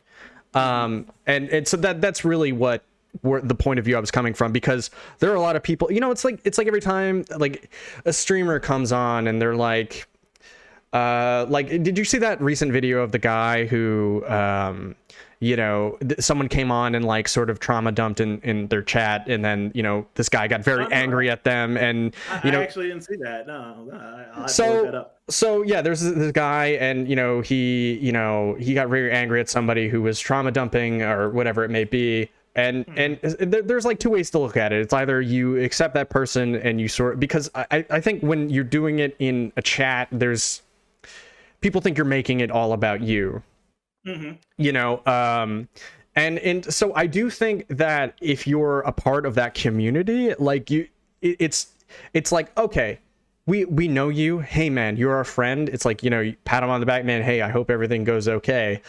And I think that was that person, right? I think they were already a part of that community, and this person was just like yelling at them through the internet, like in front of everybody. You know, it sort of became a whole thing. I just think, so you know, Matt, I got one question for you. Yeah. Do we blame the beast or do we blame society? mankind tried to yes. Big mood, blaming the beast. And so I guess easier. It definitely is, blaming the beast in society. So I guess moving on, I don't know if there was any other point you wanted to make about this before we move on to the next. I think the one thing that I just want to tell everyone out there is that everybody who's watching this, everybody who watches it on YouTube, Twitch, TikTok, everything, just remember that someone's personal decision does not necessarily invalidate or criticize your personal decisions. Exactly. You can actually coexist, you know? Yeah. So, you know, don't act like a dick. Unless it's really funny, then you can act like a dick. But otherwise, sweet, I got permission. Yeah, no, see, there you go. If funny, you can make the person you're insulting laugh too. That's a dub. That's a dub.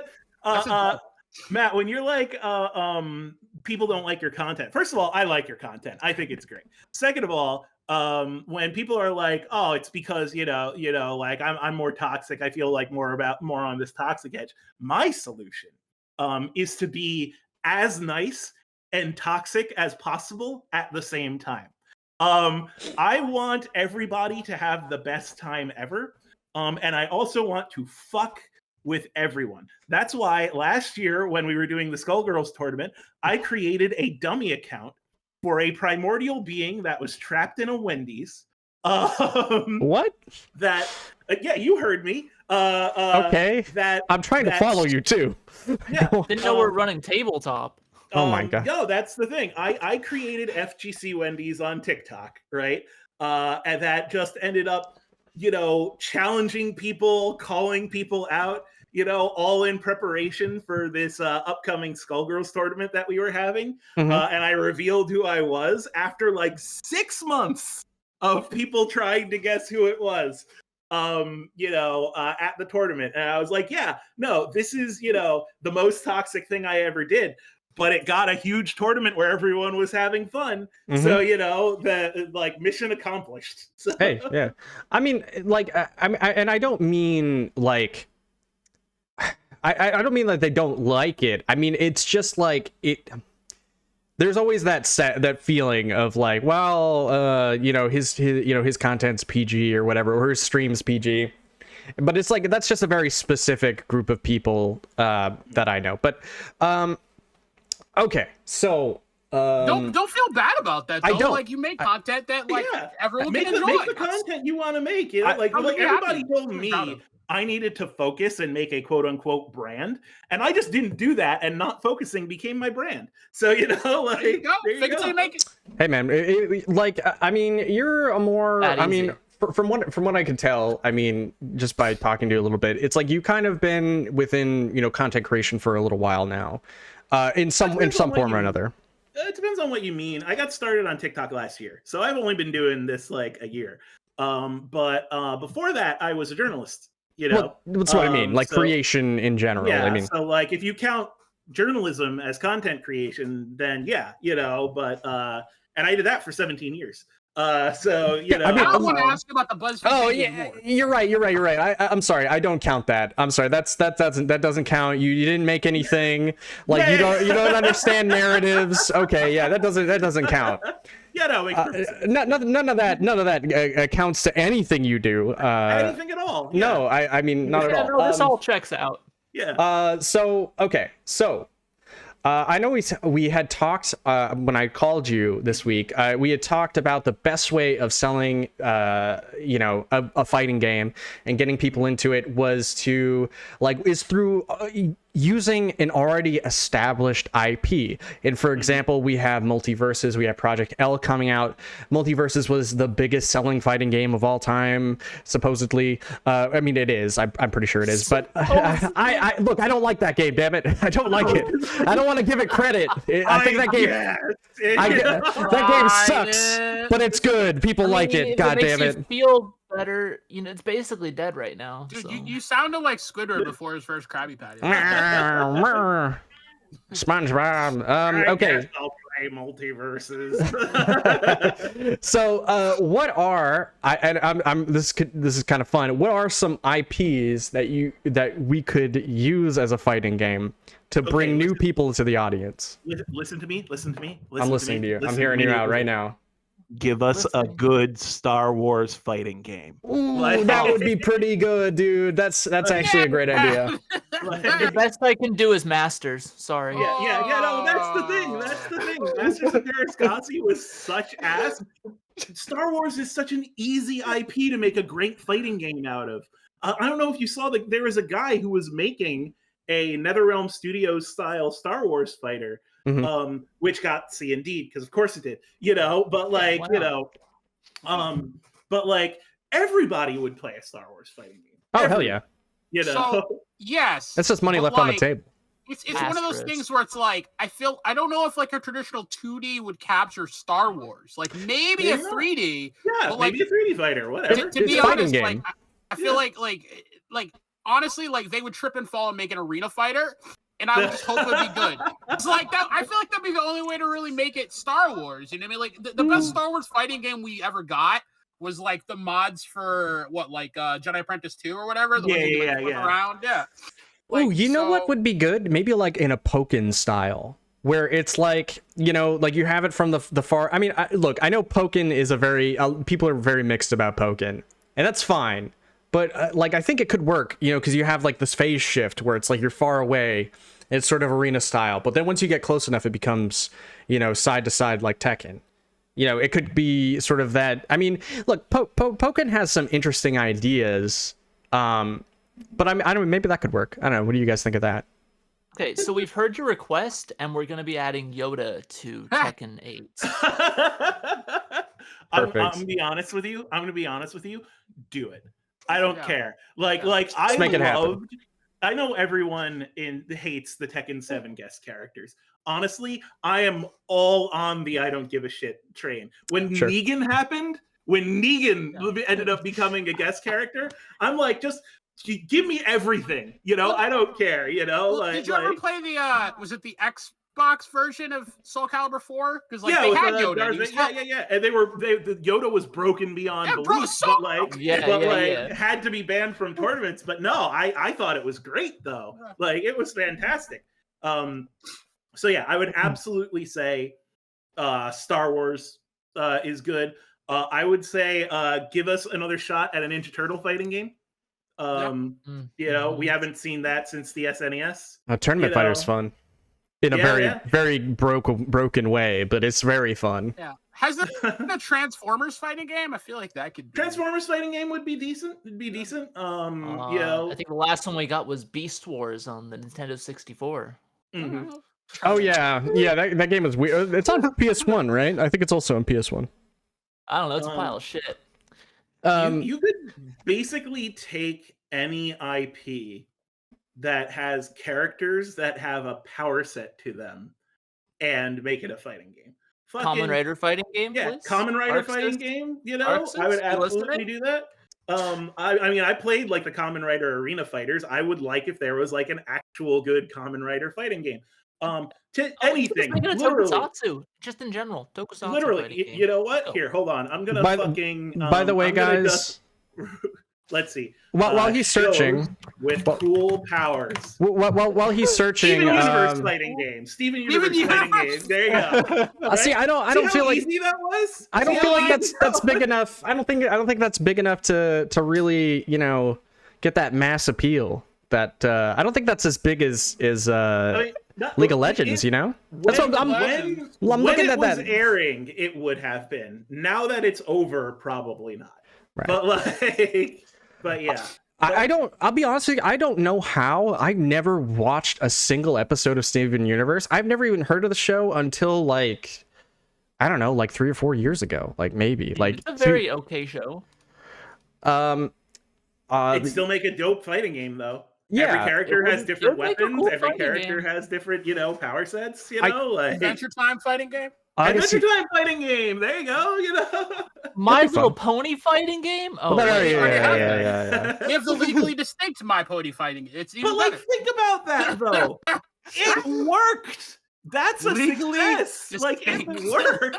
You know, they got the voice actors from the show, the artists from the show. They have enough to make a whole season, you know, of DLC right now, based on a nothing indie budget.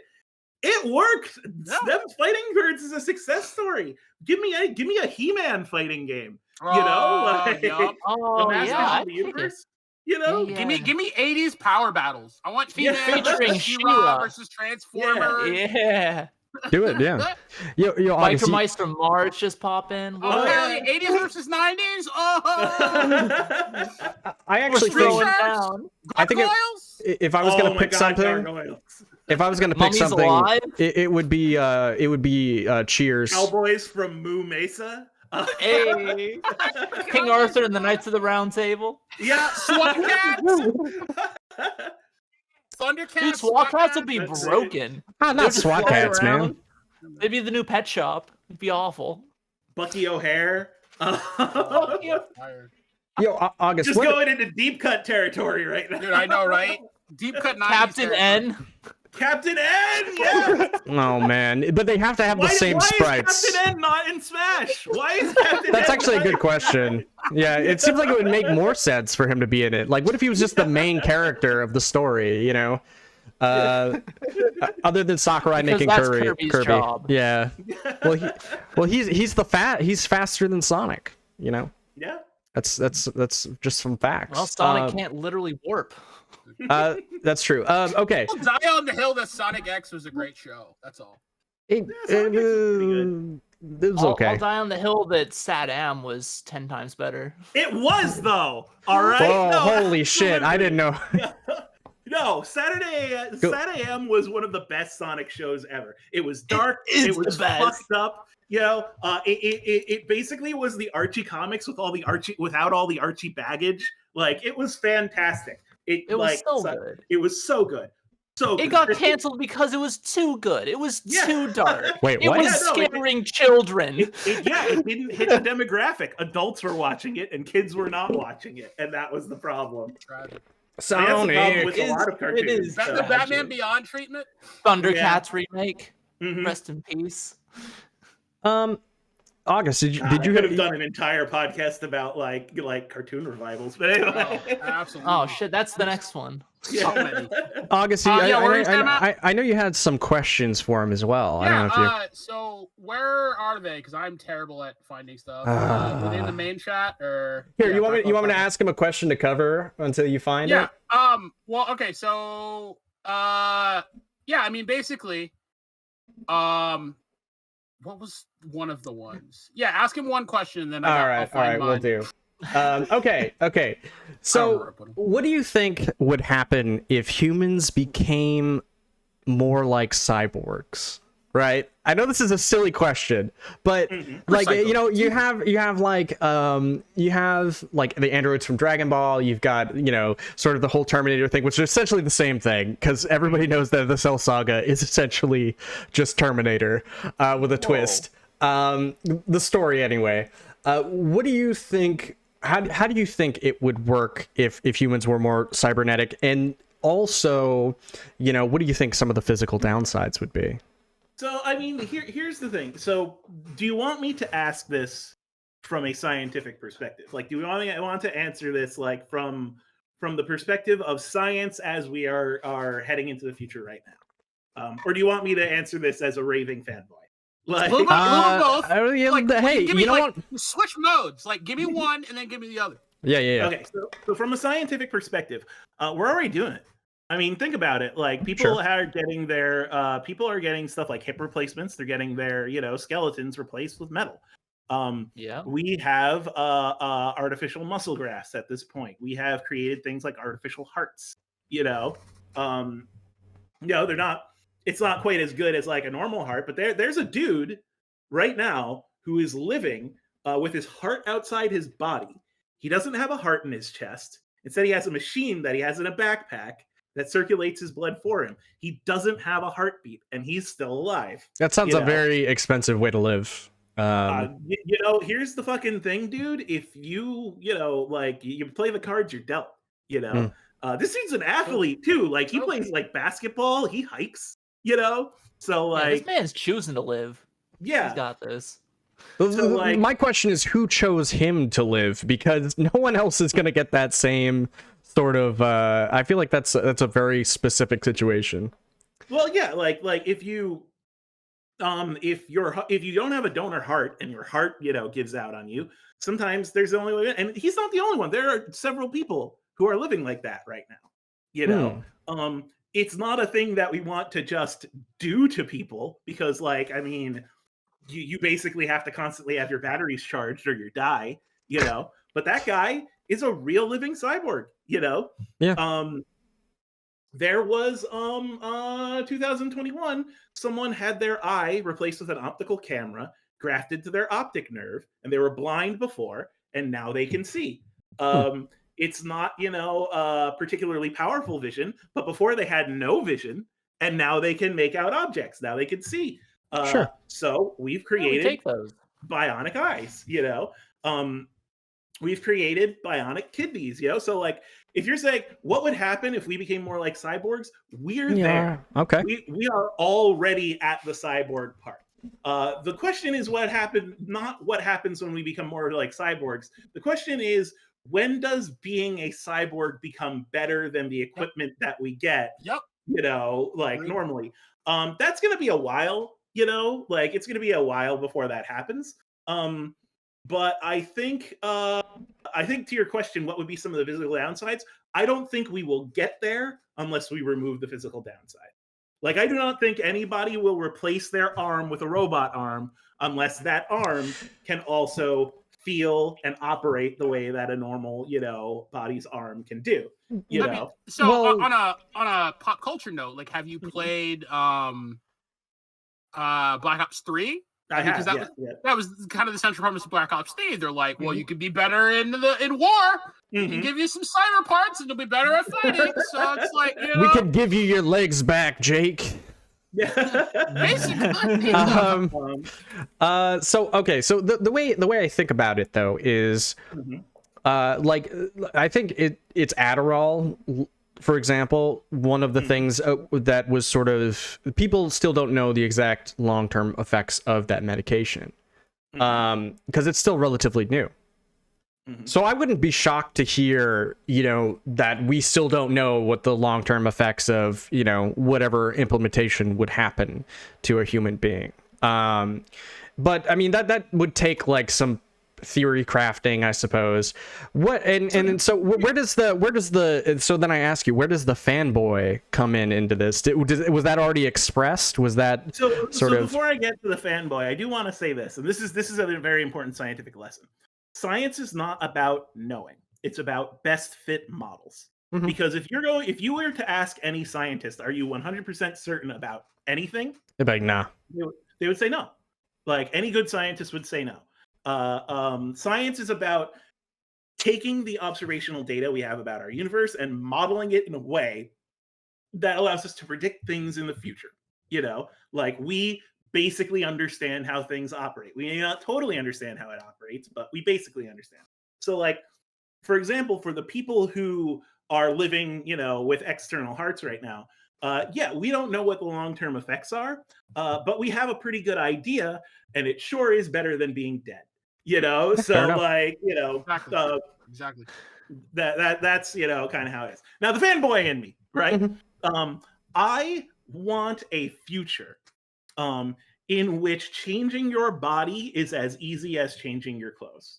Like if you need to be athletic today, you just, you put on your athletic parts, If you need to be so that you could change your look, you could change anything you want. This is fanboy me, just saying, I'd love to have you on for a whole nother podcast because, like, I would come back if you guys would have me. Yeah, because I'm huge into like all of that stuff, like the science stuff, the futurology stuff, and like but it would be really interesting.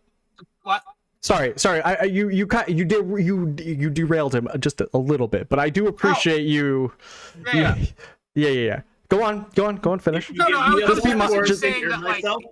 just be mindful. Be mindful. Yeah, I was gonna let him go back to do what he's doing, but like basically, it would be really interesting to talk about like basically pop culture positive futures versus pop culture negative futures, because I mean, again. I've watched some great videos. I think Second Thought was one of them. I can't remember if this particular one, but he talked about like the rise of necrofuturism in that like post the late 2000s, a lot of the future sci-fi movies you were getting were more dystopic than they were utopian. And kind of like, why is that? Like, what's the interaction between society and pop culture at play here? But then again, from a lot of books, you do get a lot of very interesting, not utopian, but like more positive futures, or even Star Trek. And there's a lot of interesting takes on that because in Star Trek, they don't allow body modification at all. In fact, it's outlawed in that universe. So it's very interesting to see why they think that way versus like, what are the societal implications to be able to doing that? Oh, sure. Yeah. I think that the biggest downsides aren't going to be physical. I think the biggest downsides are always going to be social, because any technology we have that allows us to become more cybernetic can be refined. Have you seen Boston Dynamics' new designs for Atlas? That's a standing robot, right? That's the standing robot, yeah. The standing robot that can now do parkour on its courses that it sets up from scrap. A random construction site. Yeah. Combot from Tekken? They built Combot from Tekken. Seriously. That's amazing. When are the Jacks only it moves better. Yes, it does. So yeah, like any technology that could be causing a physical problem, we can fix. It's just going to be time and knowledge, Right. So there's never going to be a hard cap on physical limitations. The limitations that we're going to see are going to be social. That's going to be access to this technology, because it's going to cost money. Yeah. That's going to be, like in the most bleak dystopias, it's like, well, can a corporation own parts of your body, like that movie, like Repo Man? Like, exactly. Do you have exactly. Do you have to pay off your heart, or something like that? They also own the software. I mean, they already own software that you buy, especially like in digital form. But I mean, to be fair, technically, you could kind of already do that. I just like personal story. I was in the hospital over the holiday. With kidney problems, I unfortunately have chronic kidney issues. It sucks. I still live. Everything's cool, right? I have decent health insurance. I pay quite a bit every month for health insurance because I have chronic illness. I still haven't gotten my bill from the emergency room stay, but I do know how much they charged my insurance, and it was $60,000. $60,000 That is more money than I have ever had in my life. And if I didn't have insurance, I still don't know what the final bill is going to be. But if I didn't have insurance, I would be on the hook for every fucking dime of that for the rest of my life.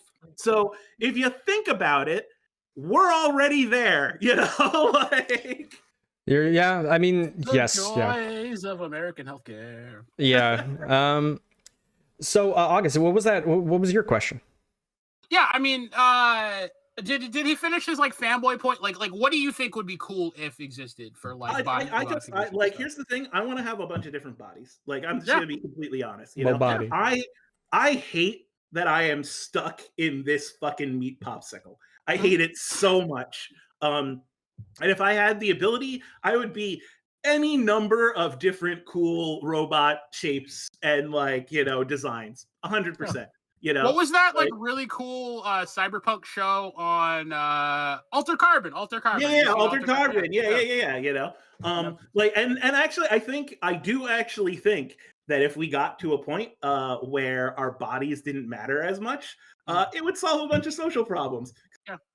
Because you're just a fucking brain in a vat. Have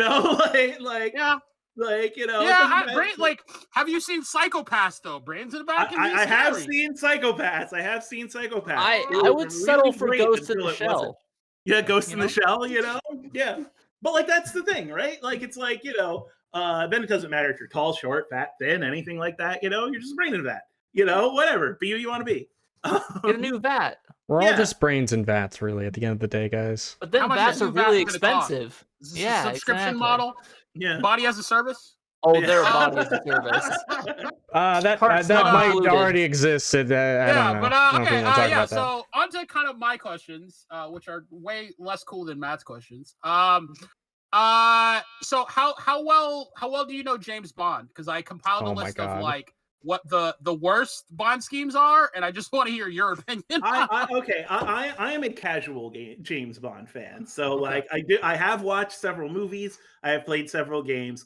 I could not tell you stuff from a super fan's perspective, but I could definitely speak about opinions about shit that I have absolutely no idea about, because that's my specialty. So what's your out of the movies you've seen, what do you think is the most ridiculously over-engineered ridiculous Bond villain scheme thing? I don't know, they all kind of are. I need to bring up a list. Hold on. You're putting me on. I can post your list in the chat. But I'm gonna just do fucking so the one I found was I think a Gizmodo article. It was most ludicrous Bond villain schemes. Where is it? Yeah, let's see. The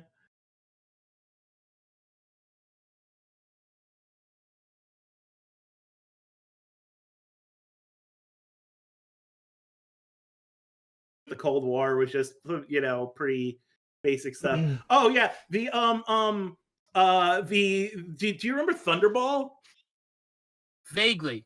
Where the idea was basically you had to steal 2 atomic bombs from a bomber on a training mission using specially surgically altered pilots for this. It was, there was so much wrong with that one. Yeah.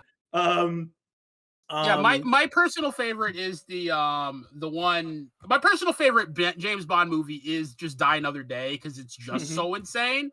But I definitely gotta. I mean, even though Space Lasers was tried before, in was it Diamonds Are Forever? I just, there's something about me that just loves a ridiculous space laser plot. You know what I mean? It's just I don't know.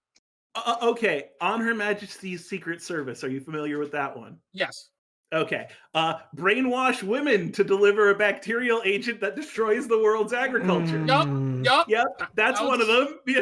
That's probably over-engineered. Was it was it to make money? I don't even these were all ridiculous schemes just to make money a lot of times. Diamonds Are Forever is great just because the satellite system was diamond encrusted for no good reason. So makes it work better. Don't worry about it. Don't think about it. But I think Spectre's whole goal was just to be a criminal organization that made money, but they would come up with these ridiculous schemes just to profit. Like, I think one of the stories was like this, microchip manufacturer was going to flood Silicon Valley just so his company would be the most profitable. And it's just like, what? Like, you can't just manipulate the stock market like everybody else. Like, come on now. Like, you guys are overplanning this. Yeah, no, it's fantastic. I have a soft spot in my heart for villains who are evil just for evil's sake. Just to be evil. Evil Incorporated, Yeah, but like just like to make money though. It's like it's not even to do it's not even to do anything interesting. Like, there's a gap in the middle where the actual money making happens. Yes, exactly. Look at how much they spend on engineering these like space weapons. It's crazy. Quinn, did you really quick? Quinn, did you have any questions for the guest? Or oh no, not right now. I mean, we're already so far in, and yeah. I don't know if you wanted to. I wanted to give you the opportunity. Yeah. But yeah, we should really start wrap. This has got to be the last question, guys. We gotta wrap this up.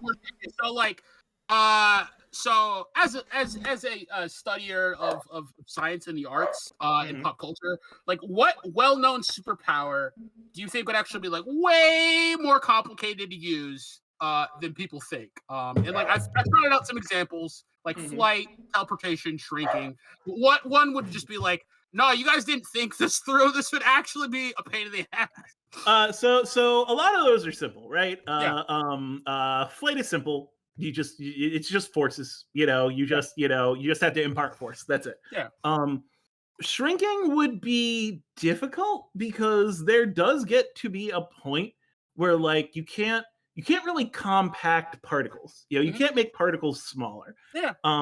So like actually shrinking would be you'd basically somehow have to like remove matter from someone. That's the only way to do it. Would be we gotta take your leg if you want to find your kids. Yeah, exactly. Both your legs gotta go, man. Hey, man, you don't need this leg. So that's difficult. I think if I were to think about the most complex powers, it would have to be like so there are really only two superpowers, right?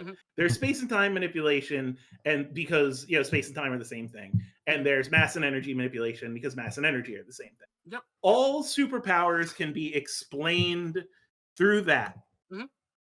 Unless your superpower is some JoJo's bullshit. It's all three. It's walking on the walls because undead crocodiles don't believe in gravity. Yes, exactly. So like that's the thing. People have asked me to scientifically explain JoJo's powers, and I'm just like, fuck you. Like, no, I'm not gonna make this happen. Because because JoJo's is more about concepts. So I think any sort of conceptual power would be the hardest to explain scientifically. Because for the weather report, right? Weather report. Your ability is to control the weather. And so you make weather that is a rainbow that if you touch or look at the rainbow, you feel like snails, so you are snails. Like, I mean, like that's the sort of thing that I'm like, I don't have anything. In fact, JoJo's is so brilliant because Araki, like, gets a scientific fact. Like Araki would watch my fucking channel, right? Like, not really, but like, just as an example, he would watch my TikTok, misunderstand all of it, and write like just the weirdest shit, and we would all eat it up. That's the only thing he does. His power is the fact that he can literally take things to the 10th degree and just not care about anything. His power is the plot device. His power is the audacity. He has maximum audacity. How does King Crimson work? It just does. Like, we all understand conceptually how King Crimson works, but I can't explain it. But like, how does it work? Yeah, exactly. Well, it's like explaining how Golden Wind 1 was even more hard. It's like, what? What? Because Golden Wind had more bullshit on top. The when I finished with Arc 8, when I finished with JoJolion, have you guys read Arc 8? No. Not yet? I haven't. Okay, so I won't spoil it for you then. Thank because, you. But I will say that when Araki explained how the main character's final big, this is how I'm going to defeat the villain power worked, I had to just close everything on my computer and walk away. Like, I had to stop. My brain turned off. I'm just like, there's no way anyone in the universe would have put together the building blocks to make it such that this power works this way. Yeah. And yet here we are. The hoops he jumps through. But that's why you keep watching. That's why people love it, is because it's just, you never know what's gonna happen in JoJo's. If you've never seen it, you know what I mean, you've never read it, like, it's always the most wild shit you've ever seen in your life. Like, I don't know, like Bad Company, Worst Company, whatever you want to call it. Yeah, just like, just some weird stuff. Fantastic. I love that stand. They're called Worst Company for legal reasons. Legally distinct. Yes, I know. Yeah. Go on. If JoJo's powers work off of the principle of rules lawyering. If you can explain why this power should do this, then it does that. And that's why I love them. That's also why I can't explain them scientifically. But that is why I love them. Rules as interpreted. Yeah. It's a little bit like in a way Toriyama does that same thing, where he's just like he'll go and like he purposefully he'll leave blanks in his story just so he can be like, well, I don't really know what this is yet, but and then like later on he'll somehow go back to that and just like fill in the blank, like, where's Goku from? I don't know. He's just some kid in the woods. And then Z, it's like, oh yeah, he's an alien. And then, I don't think was he ever intended to be an alien? No, he was intended to be Sun Wukong, or an inspiration of Sun Wukong, from, damn, what's the name of the story? Monkey King. Journey to the West. Yeah, Journey to the West, right? Yeah, I mean, I don't think it was anything more than that. It was supposed to be a slapstick story, and then we made it into, this is a battle manga, dog. You know what I mean? Is the money rolling in? Then it's a battle manga. If Toriyama is like a 3 on the scale, Araki is a 57. Yeah, like, sure. I mean, like Araki's explanation for why a stand whose power is making bombs can rewind time was, he just blows up a portion of time. Yeah. Think about it. Same, what's it called? His concept of time. 4 that can he can just remove space. Yeah, yeah. He can take anything away. So I just deleted the space. Are you talking about Zahando? Like the dude who just like the thing that should be the most powerful stand, except the person who uses it is an idiot. Yeah. Okarasu? Yeah. Yeah, you can tell when he knows he wrote a stand way too powerful. He's like, all right, I'm gonna make this character absolutely fucking useless because their stand is completely broken and I didn't think about it. Well, he's an idiot, so he's just off eating or something. Yeah, he probably could just swipe time away himself. Who knows? He was supposed to die. Death is like, nah, I'm not touching that idiot. It's so wild that then there's the repercussions of him removing actual space. Yeah, exactly. No one cares. So screwed up. No one cares though. Or some fourth dimensional being is dealing with it. Is like, oh, those goddamn humans. It's so wild. Why is my street smaller? I think the thing that's wild about JoJo's is just like that the stands are so strong, and yet humans are so fucking fragile that it's like, at any moment anyone can just die, and so it kind of leaves you like every situation is a problem, on paper. And it's always wild how like he's like, well, yeah, they could just die at any moment, but this is how they're gonna get out. They found a pinhole of a reason, and they're gonna dig their way out with it. Always shit, and I love that. It's bullshit. Like, have you guys at least watched Arc 6, the most recent one on Netflix? I was stuck on Arc 5. Yeah, I haven't finished it, but I know it's bullshit ending. Okay, so you know, I know the ending as well. I know. Yes, I know the ending.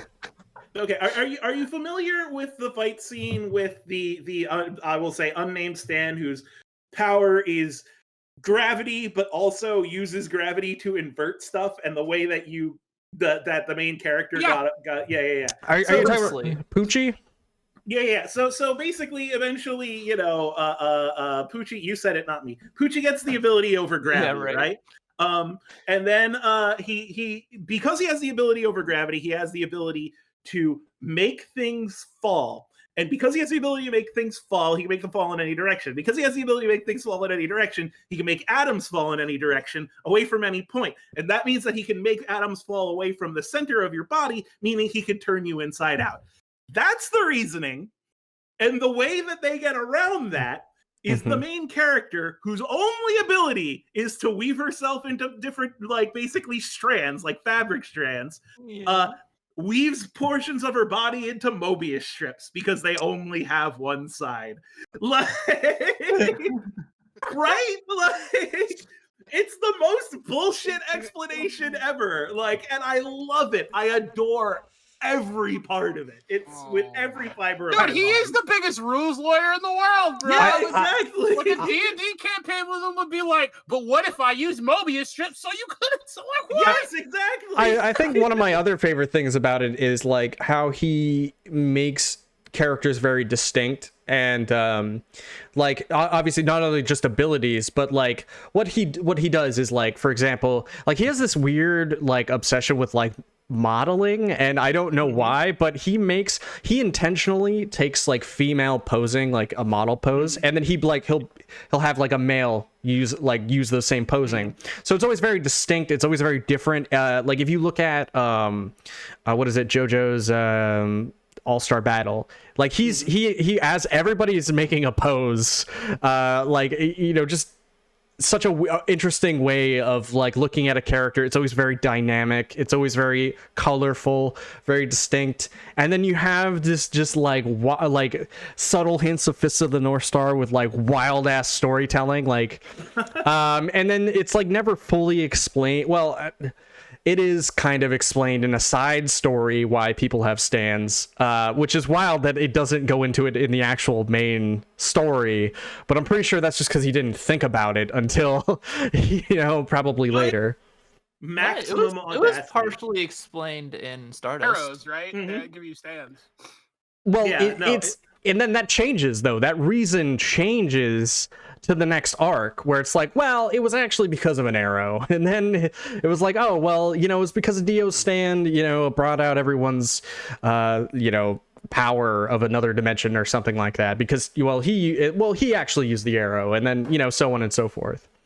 So you can get stands if you are pierced by the stand arrow, if someone in your bloodline is pierced by the stand arrow, or if you're just really fucking awesome. Like those are the three ways that you can get stands, until you get to the new universe in Steel Ball Run. Then you get stands because of Jesus. So Jesus' body parts, yeah. Because Jesus was the first JoJo. That's a real thing. That's a real thing that Araki wrote. That's a real thing. Well, on the topic of JoJo, favorite stands. That's a good one. That's a good one. I'm gonna be honest. I have a soft spot for Gold Experience Requiem. Because I call that stand the point at which Araki went off his meds. You know, right. I don't know how to beat King Crimson. I'll just make King Crimson 2, but better. Yeah. Well, because I also love, like, that was the point where it was like, you know, all right, this power set makes no sense. I don't understand why this follows from his original stuff, you know, no sense whatsoever. But I will actually say, this might be recency bias, but because of the audacity used in explaining Soft and Wet's abilities, I think I think Soft and Wet has just topped it after I read the end of JoJolian. I think Soft and Wet might be my favorite. Wow. Okay. Have you read any of the spin-offs, like the Spoke, Rohan, Kishibe, or anything like that? What do you think about those? Oh, I love them. My friend actually got me the Spokero on Kishibe for my for Christmas, I think 2 years ago. Nice hardbound copy.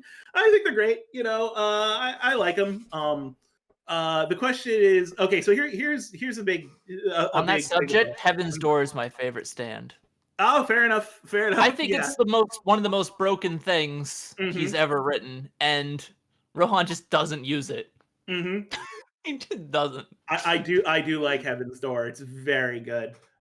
It's also very body horror-y. Like, so much stuff happens in JoJo's, but your face opening up, that stuck with me. That stuck with me. You can open up your own face and be like, I know how to beat my enemy. Yeah. Close your face. That's pretty broken. So JoJo's combined with a murder mystery is man, I don't know what my favorite. It was a wild combo. I don't know what my favorite stand is. Man, I really like I really like Star Platinum, but I'm also a fan of oh my god, I can't think of it. Kakyoin. I like Kakyoin. I don't know. I like a lot of different characters. I think, you know what, I'm just gonna go ahead. I really like Haman. I really think Haman is fun. I also love one of my favorite storylines is in part 3, how they bring Haman back as a key part of the end of the story. Like how it's like it's fun, it's awesome. I love that stuff. It's like they like, oh, we're gonna make, you know how like Joseph's been kind of like getting, pooped on a little bit during this story. Well, we're gonna make him pretty damn important near the end. And then kill his character again in part 4. Yeah, it was man, it was weird what they chose to do with him in part 4. I don't know. He dies. I was like, you're my favorite JoJo. Why would you do this to her? Yeah. You know what stand I genuinely like, but is not powerful, but is a stand like nowhere near as powerful as the rest of these stands, but one that I just like because of how it's drawn and the stuff it does. I love Scary Monster. In part 7, its power is I'm a dinosaur and maybe you're also a dinosaur. Who knows? Wait, is that the same dinosaur Sasuke is still fighting? No, yeah.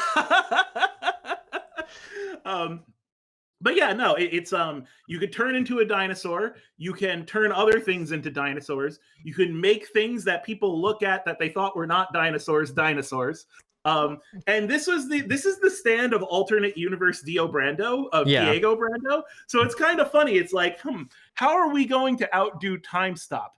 Dinosaurs. Dinosaurs, baby. It is the most 5-year-old thinking out there, and that's kind of why I love it. Kind of amazing. Another cool stand that's not super powerful, Echo. Yeah, Echo is great. Also, like the only evolving stand. It's weird. Well, except for Tusk. Tusk in part 7 does the same thing. Oh, okay. Yeah, the main JoJo. It's good they revisited that. That was a really cool idea. Yeah, in part 7, the main stand, Johnny Joestar has Tusk, right? And Tusk goes through 4 evolutions in that one, 4 acts, and they're actually called acts, just like Echoes. Hey! So, so that gets revisited, and we are getting an animated part 7. So, we just have to, I mean, David's production. Hopefully we go back to weekly releases. That's all I'm saying. All right, guys. Well, we should probably wrap this up here. We go down for a hot minute. I'm so sorry. I'm so sorry. It's fine. It's fine. But yeah, guys. Hey, there, My Life's an RPG. Where can people find you? And I know you had come on to promote something specific this week as well. Oh yeah, so you can find me on TikTok, My Life is an RPG. You can find me on Twitch, twitch.tv/MyLifeIsAnRPG. You could basically find me on My Life is an RPG on any of the social medias, but I'm primarily on TikTok. But I did actually want to say this: BlazBlue players out there, or people who are not all that interested in BlazBlue but are willing to slap buttons. We are having a BlazBlue tournament for people on TikTok. FGC TikTok is a big community all for fighting gamers on TikTok. You don't necessarily have to be content creators. But if you have a TikTok and you like fighting games, we're the place for you. And we do things called T3s, where we do big tournaments every couple of months just to let everybody come together and play.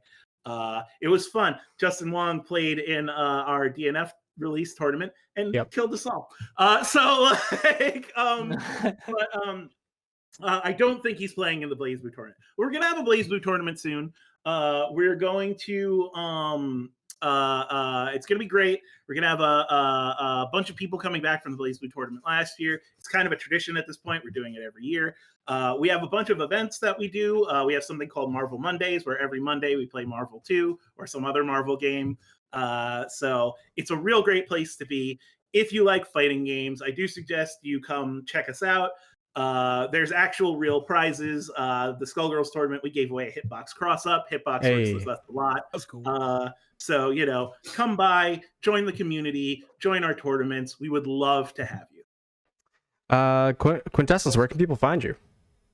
Oh, streaming whatever the hell I feel like, but mostly Tekken 7 over at Quintessence HD on Twitch, and posting nonsense on Twitter, also Quintessence HD. And I'm hoping to get into like the YouTube and the TikTok with Quintessence HD as well. But we'll see how it goes. Awesome. August?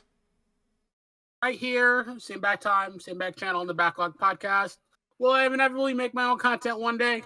Who knows? One day. Here. You can find me right here on the podcast. All right, guys.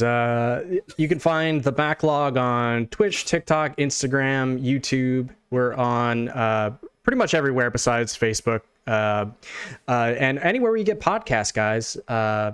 If you guys enjoyed this stream, hey, why not give us a follow or a Prime sub? Both are free, and you guys are both all appreciated, or both. Yeah, you all are appreciated. Until then, guys, this has been all two of you. Until then, guys, this has been the Backlog Podcast number 44. And we will see you soon. Peace out, y'all. Bye-bye. Later, dudes.